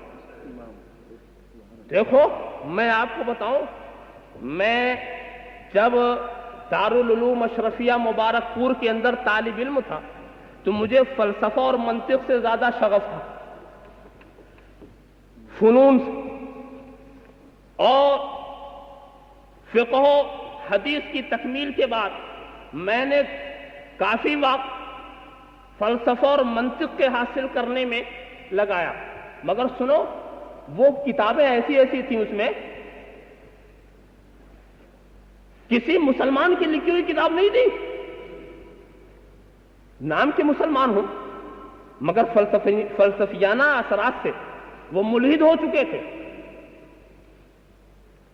ایسی ایسی کتابیں، کہیں ابو علی سینا کا قانون تھا، کہیں ارسطو کے خیالات، کہیں بقراط و سقراط کی باتیں، کہیں فیثاغورس و بطلیموس کے نظریات. ذرا آپ خیال کرو، اس کو اگر کوئی انسان پڑھے تو اسلام ہی سے مشکوک ہو جائے. اچھا ذہن نہ ہو، اچھا دماغ نہ ہو، سمجھنے کی صلاحیت نہ ہو تو ان کتابوں کو پڑھو تو گمراہ ہو جاؤ. مگر ہوا کیا؟ ان کتابوں کو جو پڑھانے والے تھے وہ ہمارے تھے. اگر میں شمس بازقہ کو ملا محمود جون پوری سے پڑھتا تو اسلام سے دور ہو جاتا. اگر میں شمس بازقہ اور صدرہ کو ارسطو اور بقراط و سقراط سے پڑھتا تو ملحد ہو جاتا. مگر وہ ملحدانہ کتاب، ملحدانہ نظریات و خیالات رکھنے والی کتاب کو جب ہم نے اپنے عالم سے پڑھا، ہمارے عقیدے میں کوئی بات نہیں آئی، اسلام کے خلاف کوئی بات نہیں آئی، کیونکہ کتاب تو دوسرے کی ہے، معلم ہمارا. کتاب دوسرے کی ہے، معلم ہمارا ہے، تو وہ فلسفے کو مسلمان بنا بنا کے پڑھاتا ہے. اللہم صلی علی سیدنا مولانا محمد وعلی آل سیدنا مولانا محمد کما تحب وترضى بأن تصلی علیہ. اس کو تم ایسے نہ سوچو. قرآن پڑھو، جاؤ قادیانیوں سے قرآن پڑھو، قادیانی ہو جاؤ گے. جاؤ خارجیوں سے پڑھو، خارجی ہو جاؤ گے. آریہ سے پڑھو، آریہ ہو جاؤ گے. عیسائیوں سے پڑھو، عیسائی ہو جاؤ گے. کتاب ایک ہے، معلم بدل رہا ہے. تو اے پڑھنے والوں، اپنی کتاب بھی اپنوں کے ہاتھ سے پڑھو، اپنے معلمین کے ہاتھ سے پڑھو. اور اگر معلم اپنا ہے تو غیر کی بھی کتاب پڑھائے گا تو حرج نہ ہوگی. اللہم صلی علی سیدنا مولانا محمد وعلی آل سیدنا مولانا محمد کما تحب وترضى بأن تصلی علیہ. تو اس چیز کو سمجھتے چلے جاؤ، سوچتے چلے جاؤ. تو وہ کہہ رہے فیہ تحریم ایذائہ صلی اللہ تعالی علیہ وسلم وَإِن تَوَلَّدَ الْإِيذَاءُ مِمَّا كَانَ أَصْلُهُ مُبَاحًا. پتا چلا کہ اللہ کے رسول کو اذیت پہنچانا حرام ہے. اگر امر مباح سے بھی اللہ کے رسول کو اذیت پہنچے تو وہ مباح حرام ہے. ذرا خیال کرو، ما آتاکم الرسول فخذوہ وما نہاکم عنہ فانتہوا. اور ایسے ہی ہوا، اللہ کے رسول جس کے لیے جو حکم فرماتے چلے جاتے تھے وہ مانتا چلا جاتا تھا. صدیق اکبر کو حاجت غسل کی صورت میں بھی مسجد میں آنے دینا، حضرت ام عطیہ کو ایک موقع پر نوحہ کی اجازت دے دینا، حضرت علی کو حضرت فاطمہ کی میت کو نہلانے کی اجازت دے دینا. ذرا خیال کرتے چلے جاؤ، یہ ساری چیزیں کیا نہیں بتا رہی ہیں؟ حکم نافذ ہے تیرا، سیف تیری خامہ تیرا، دم میں جو چاہے کرے دور ہے شاہ تیرا. ایک بات آ گئی تو توجہ دلا دوں، حضرت فاطمہ کے میت کو غسل دینے کی اجازت حضرت علی کو رسول نے دی. ہاتھ لگا سکتے ہو. ایک مسئلہ سمجھ لو کہ اگر زوجہ کی میت کو شوہر ہاتھ نہیں لگا سکتا، کاندھا دے سکتا ہے، چہرہ دیکھ سکتا ہے، ہاتھ نہیں لگا سکتا. کیوں؟ اس لیے کہ عورت جیسے ہی وفات کرتی ہے نکاح فوراً ٹوٹ جاتا، تعلق فوراً ختم ہو جاتا. ہاں، شوہر کی میت کو عورت ہاتھ لگا سکتی. کیوں؟ اس لیے کہ عورت نکاح سے عدت کے بعد نکلتی، عدت کی مدت جب پوری ہوتی تب نکلتی. تو گویا مرنے کے بعد فوراً نہیں نکلی تو وہ ہاتھ لگا سکتی. مگر مرد اپنی زوجہ کو ہاتھ نہیں لگا سکتا، یہ تو بات. مگر حضرت علی کو اجازت دی اور جس وقت رسول اجازت دے رہے تھے مستقبل رسول کے سامنے تھا کہ پہلے حضرت فاطمہ وفات کریں گی پھر حضرت علی، ورنہ اجازت دینے کا معنی ہی بیکار ہے۔ مستقبل دیکھ رہے تھے کہ پہلے کون، ورنہ اگر الٹ جاتا تو اجازت کا حشر کیا ہوتا۔ اللہم صلی علی سیدنا مولانا محمد وعلی آل سیدنا مولانا محمد کما تحب و ترضی بان تصلی علیہ۔ اس چیز کو آپ نے ذہن میں رکھیے۔ میں سوچنے لگا حضرت علی کو اجازت کیوں دے دی، فوراً جواب سمجھ میں آیا کہ حضرت علی کو اجازت اس بنیاد پہ، یہ بھی ایک خصوصیت ہے، یہ بھی ایک خصوصیت ہے، یہ بھی میرے رسول کے اختیارات کا ایک استعمال ہے کہ حضور نے اپنے اختیارات کو استعمال کیا اور اشارہ کیا، سنو علی اور فاطمہ کے رشتے کو میں نے لگایا ہے، یہ موت سے منقطع نہیں ہو سکتا، یہ موت سے منقطع نہیں ہو سکتا۔ کل سبب و نسب منقطع یوم القیامہ الا سببی و نسبی، رسول نے خصوصی طور کے اوپر جس رشتے کو لگایا ہو وہ منقطع نہیں ہو سکتا۔ حکم نافذ ہے تیرا، سیف تیری، خامہ تیرا، دم میں جو چاہے کرے، دور ہے شاہ تیرا، ما آتاکم الرسول فخذوہ وما نہاکم عنہ فانتہوا۔ اور آگے میں تمہیں لے چلوں، ایک مرتبہ کا عجیب واقعہ، حضور نے ایک یہودی سے گھوڑا خریدا، مگر یہ خرید و فروخت الگ ہوئی تھی، کوئی تھا نہیں۔ جب مجمع میں اس کا ذکر ہوا تو اس نے انکار کر دیا، میں نے بیچا ہی نہیں اور آپ نے خریدا ہی نہیں، اور اگر میں نے بیچا آپ نے خریدا، گواہ لائیے، گواہ مانگ رہا، ظاہر ہے کوئی تو تھا نہیں، تو اللہ کے رسول کس کو گواہ بنا؟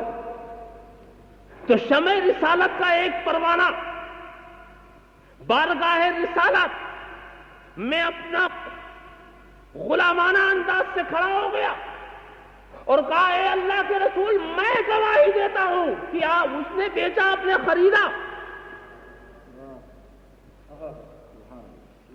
کھڑے ہو گئے حضرت خطیب انصاری، پوچھا رسول نے تم تو نہیں تھے، تم بے دیکھی گواہی کیسے دے رہے ہو؟ حضور نے خود ہی سوال کر دیا، کہا اے اللہ کے رسول ہم نے اللہ کو کب دیکھا، قیامت کو کب دیکھا، عذاب قبر کو کب دیکھا، جنت و جہنم کو کب دیکھا، ملائکہ کو؟ آپ کے کہنے سے تو ہم کہتے ہیں اشہد ان لا الہ الا اللہ، آپ کے کہنے سے تو ہم جنت و جہنم کی گواہی دیتے ہیں، آپ کہیں اور ہم گواہی نہ دیں؟ میں گواہی دیتا ہوں جنہوں نے آپ نے خریدا اس نے بیچا۔ اللہم صلی علی سیدنا مولانا محمد وعلی آل سیدنا مولانا محمد کما تحب و ترضی بان تصلی علیہ۔ پھر اللہ کے رسول نے ایک انعام دینا چاہا، دیکھیے ایمان دیکھیے، عقیدہ دیکھیے، رسول کی شان کو کیسا سمجھ رہے ہیں یہ چاہنے والے۔ تو اللہ کے رسول نے کہا انعام، تو انعام میں اگر اللہ کے رسول اپنا عصا دیتے تو یہ بھی بڑی دولت تھی، اپنا امامہ دیتے تو یہ بھی بڑی دولت تھی، منہ مبارک دے دیتے تو یہ بھی بڑی دولت تھی، نالین پاک دے دیتے تو یہ بھی بڑی دولت تھی، جبہ مبارکہ دے دیتے تو یہ بھی بڑی دولت تھی، مگر حضور نے یہ نہیں کیا، ایسا انعام دیا جو قیامت تک کوئی کسی کو دے نہ سکے۔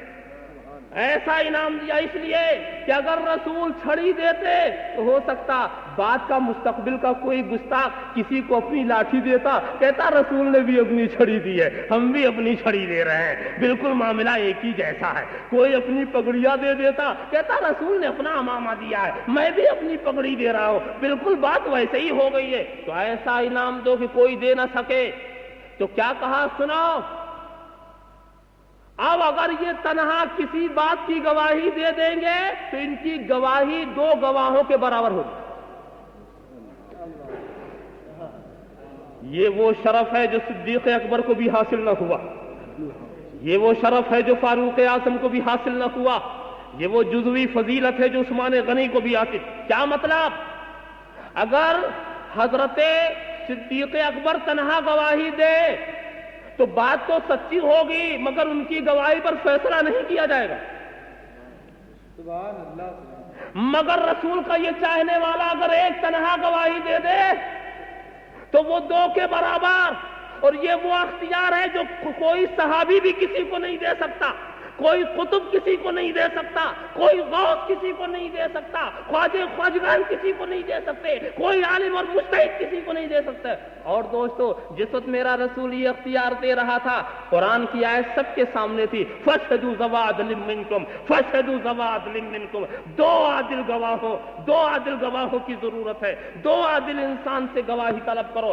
یہ آیت سب کے سامنے تھی، مگر کوئی کھڑا ہوا نہیں، کسی نے اعتراض نہ کیا، سمجھ گئے کہ آیت تو یہی ہے، مگر مَا آتَاكُمُ الرَّسُولُ فَخُذُوهُ وَمَا نَهَاكُمْ عَنْهُ فَانْتَهُوا، رسول جس کو جو دے دے وہ لے لے، اور جس کو روک دے وہ رک جائے۔ انتہا کی بات عرض کروں، مجھے وقت کا ابھی وقت ہے نا، اللہم صلی علی سیدنا مولانا محمد وعلی آل سیدنا مولانا محمد کما تحب وترضى ان تصلی علیہ۔ ذرا سا غور کرو، ایک بہت ہی دلچسپ واقعہ، اور رسول کا کیا اختیار بھی اور رسول کی رحمت بھی جس سے ظاہر ہوتی۔ ایک صاحب رمضان روزے سے تھے، روزے کے عالم میں تھے، غلطی ہو گئی، اب کفارہ ان کو دینا، زوجہ کی قربت ہو گئی، روزہ ٹوٹ گیا نا، اب تو کفارہ دینا، تو کفارہ کے احکام تو قرآن اس میں موجود ہے نا، اس کو دیکھنے اور سمجھنے کے لیے کہیں جانے کی ضرورت تو نہیں تھی، قرآن اٹھا کے دیکھتے اس میں تھا کیا؟ غلام آزاد کرو، نہیں آزاد کر سکتے، 60 مسکینوں کھلاؤ، نہیں کھلا سکتے، مسلسل 60 روزے رکھو۔ قرآن کا قانون اپنی جگہ پر متعین، مگر یہ قرآن کے پاس نہیں جا رہے، ابھی تو رسول موجود ہے، مَا آتَاكُمُ الرَّسُولُ فَخُذُوهُ، اب چلے رسول کیا دیتے؟ اگر رسول نے بھی یہی کہہ دیا تو وہ تو کرنا ہی ہے، مگر بارگاہ رسالت میں حاضر ہوئے اور حاضر ہو کر کہتے حضور غلطی ہو گئی۔ جب غلطی کا اعتراف انہوں نے کیا تو حضور نے کہا مسئلہ صاف ہے، غلام آزاد کر دو، وہی قرآنی احکام حضور سنا رہے ہیں، خدا کی بات سنا رہے ہیں، غلام آزاد تو حضور میں غریب آدمی ہوں، غلام نہیں آزاد کر سکتا۔ اچھا تو 60 مسکینوں کھلا دو، کہا حضور اس کی بھی طاقت نہیں ہے، کہا اچھا مسلسل 60 روزے رکھ لو، کہا حضور ایک روزے کا حال تو آپ نے دیکھ ہی لیا، حضور اس کی بھی طاقت نہیں، تو اب کیا کرنا چاہیے؟ دوسرا عالم ہوتا کہتا گیٹ آؤٹ، بس قانون بن چکا، ان 3 میں سے ایک بات تمہیں اختیار کرنی پڑے گی، چوتھی کوئی بات ہی نہیں جو میں پیش کروں، مگر رسول نے ایسا نہیں کیا، کہا بیٹھ جاؤ۔ خدا نے جو قانون بنایا وہ تو ہم نے الگ ترتیب سنا دیا، اور تم میں استطاعت نہیں، تو میں اپنے یہاں سے تمہیں محروم نہیں پڑتا ہوں گا، بیٹھ جاؤ۔ بیٹھ گئے، اتنے میں ایک صاحب کھجور لے آئے، ایک ٹوکری میں کھجور، اور لا کے حضور کے سامنے پیش کیا، تحفہ حضور نے قبول فرما لیا، اور قبول کر کے انہی کو دے دیا کہ لے جاؤ۔ کہا حضور کیا کریں؟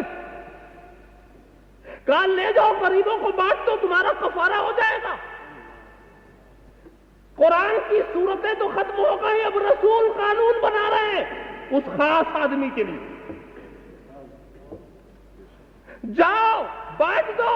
کہا حضور کس کو بانٹ دے؟ کہا غریبوں کو۔ کہا حضور مجھ سے زیادہ غریب بھی تو کوئی نہیں ہے، تو حضور مسکرا پڑے، کہا اچھا تم ہی کھا لو، تمہارا کفارہ ہو جائے گا۔ اللہم صلی علی سیدنا مولانا محمد وعلی آل سیدنا مولانا محمد کما تحب وترضى ان تصلی علیہ۔ کرم سب پر ہے، کوئی ہو کہیں ہو، تم ایسے رحمت للعالمین ہو، شریک عیش و عشرت سب ہے، لیکن مصیبت کاٹنے والے تمہیں ہو، مصیبت کاٹنے والے تمہیں ہو، تم ہی کھا لو۔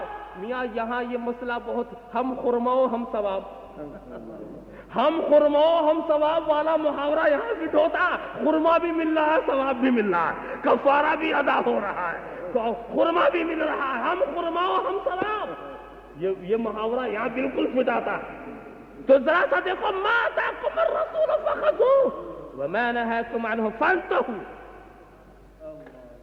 اب ایک سوال کا جواب دے کر کے اپنے کلام کو مختصر کر دوں، اس لیے کہ طوفان نوح لانے سے آپ فائدہ، دو اشک ہی بہت ہیں اگر کچھ اثر کریں، اگر اثر کریں تو دو آنسو کافی، اور نہ اثر کریں تو دن بھر کا رونا بیکار۔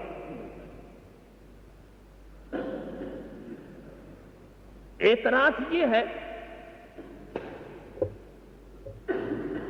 کہ تم نے یہ کہا، رسول نے یہ حرام کر دیا، یہ حرام کر دیا، یہ جائز کر دیا، وہ جائز کر دیا، اتنے اختیارات تم نے، حالانکہ میں نے اپنے جیب سے نہیں نکالے، یہ سارے اختیارات خدا کے دیے ہوئے ہیں اور احادیث کے اندر سب موجود۔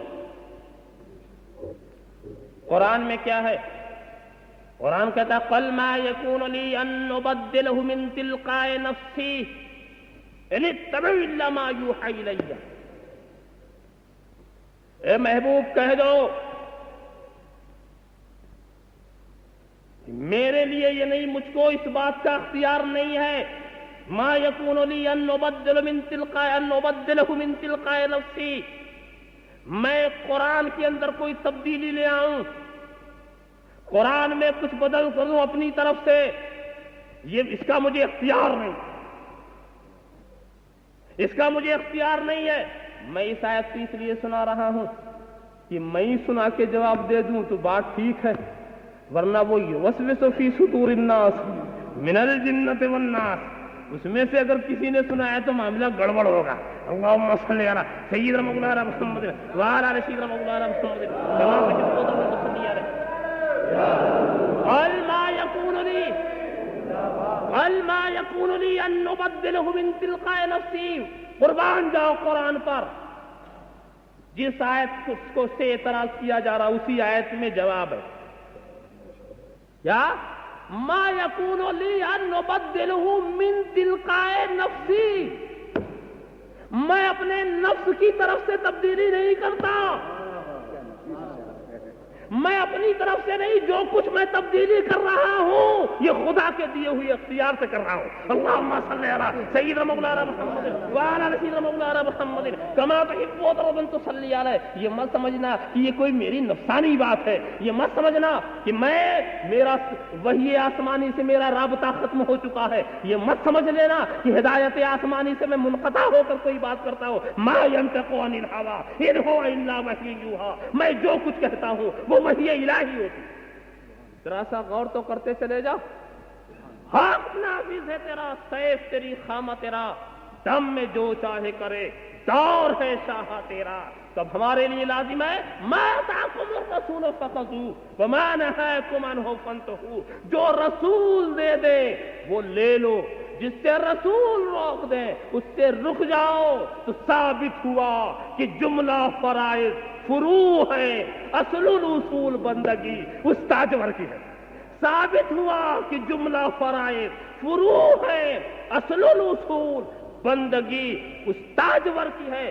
نماز تم پڑھو رسول کی اطاعت سے کٹ کے، روزہ تم رکھو رسول کی اطاعت سے کٹ کے، کلمہ تم پڑھو رسول کی محبت سے کٹ کے، حج تم کرو رسول کی محبت سے کٹ کے، یہ ساری چیزیں تمہارے چہروں پہ مار دی جائیں گی۔ بلکہ سب سے پہلے تم رسول کی غلامی لے لو، اپنے دل کو محبت رسول کا مدینہ بنا دو۔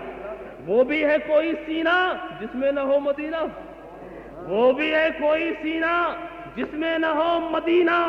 زیبائش مکہ ہے، زیبائش مکی سے ان کو لانا ہو تو ایسا کیجئے، کعبہ دل کو مدینہ کیجئے۔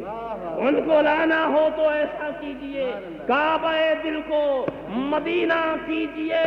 اور مجھے تو کہنے دو دوستو، ایک بات یہاں پر ایک عارف کی یاد آ گئی، عارف کی بات آئی۔ عارف نے پوچھا کہ یہ بتاؤ مومن کا دل کہاں ہوتا؟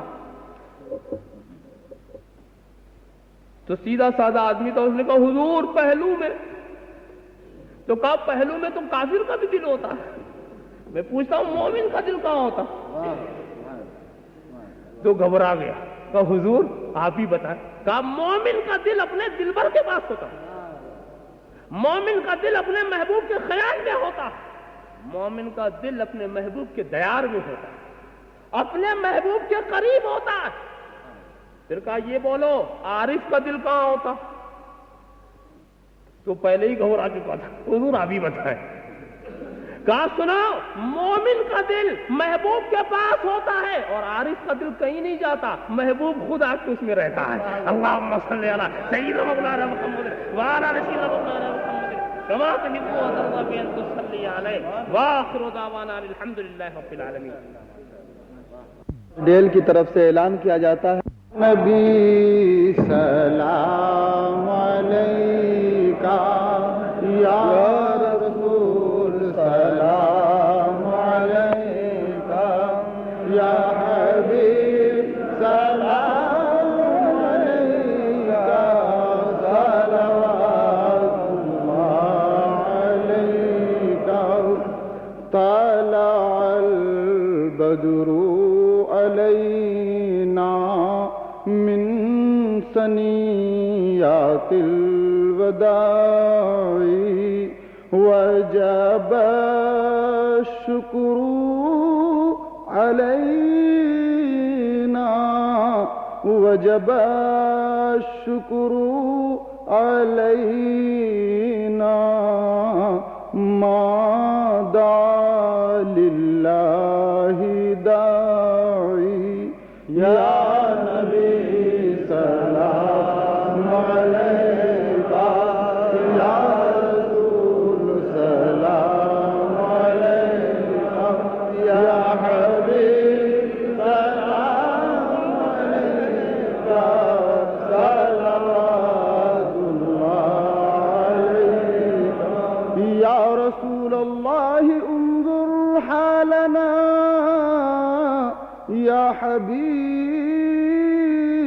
اللہ اسمع قالنا رحمتوں کے تاج والے دو جہاں کے راج والے عرش کی معراج والے عرش کی معراج والے آسیوں کی لاج والے یا نبی سلام علیکہ یا رسول سلام علیکہ یا حبیب سلام علیکہ صلوات اللہ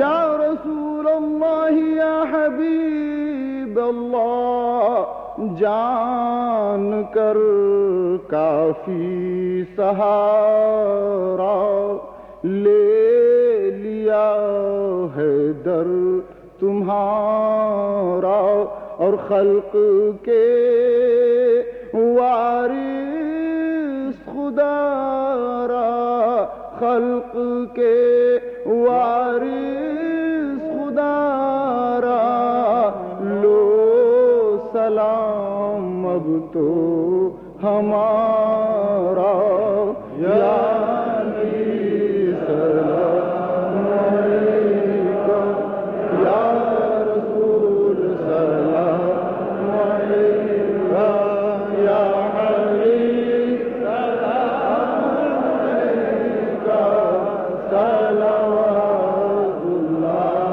علیکہ. اے خدا کے لاڈلے پیارے رسول یہ سلام عاجزانہ ہو قبول. الصلاة والسلام عليك يا رسول الله، الصلاة والسلام عليك يا حبيب الله، الصلاة والسلام عليك يا خير خلق الله، الصلاة والسلام عليك يا قاسم رزق الله، الصلاة والسلام عليك يا عروس مملكة الله، الصلاة والسلام عليك يا زينة عرش الله، الصلاة والسلام عليك يا جمال ملك الله، الصلاة والسلام عليك وعلى آلك وأصحابك وأزواجك وذرياتك وعلماء أمتك وأولياء ملتك وشهداء محبتك يا رسول الله صلى الله عليه وسلم. اللهم صل وسلم وبارك على سيدنا مولانا محمد طب القلوب ودوائها وعافية الأبدان وشفائها ونور الأبصار وضيائها وآله وصحبه دائما نبدا. اے خالق ہر بلند پستی، شش چیز عطا بکنز ہستی، علم و عمل و فراخ دستی، ایمان و اما و تندرستی، اے مستحق ذات کے یا لائق کرم، اس نقطۂ نظر سے خدا را نہ ہم کو دیکھ، دامن میں میرے کیا ہے گناہوں کے ماں سوا، اے رحمت دوام تو اپنے کرم کو دیکھ، اے خدا جس میں جب تک کہ میری جان رہے تجھ پہ صدقے تیرے محبوب پہ قربان رہے، کچھ رہے یا نہ رہے پر یہ دعا ہے مولا نزع کے وقت سلامت میرا ایمان رہے۔ اللہم انا نعوذ بفضلک القدیم وطولک العظیم ولطفک العمیم، اللہم ادفع عنا البلاء والوباء بحرمت عبادک المقربین من الانبیاء والمرسلین والشہداء والصالحین والابدال والاوتاد اجمعین، صلی اللہ تعالی علی خیر خلقہ وعلی آلہ واصحابہ اجمعین برحمتک یا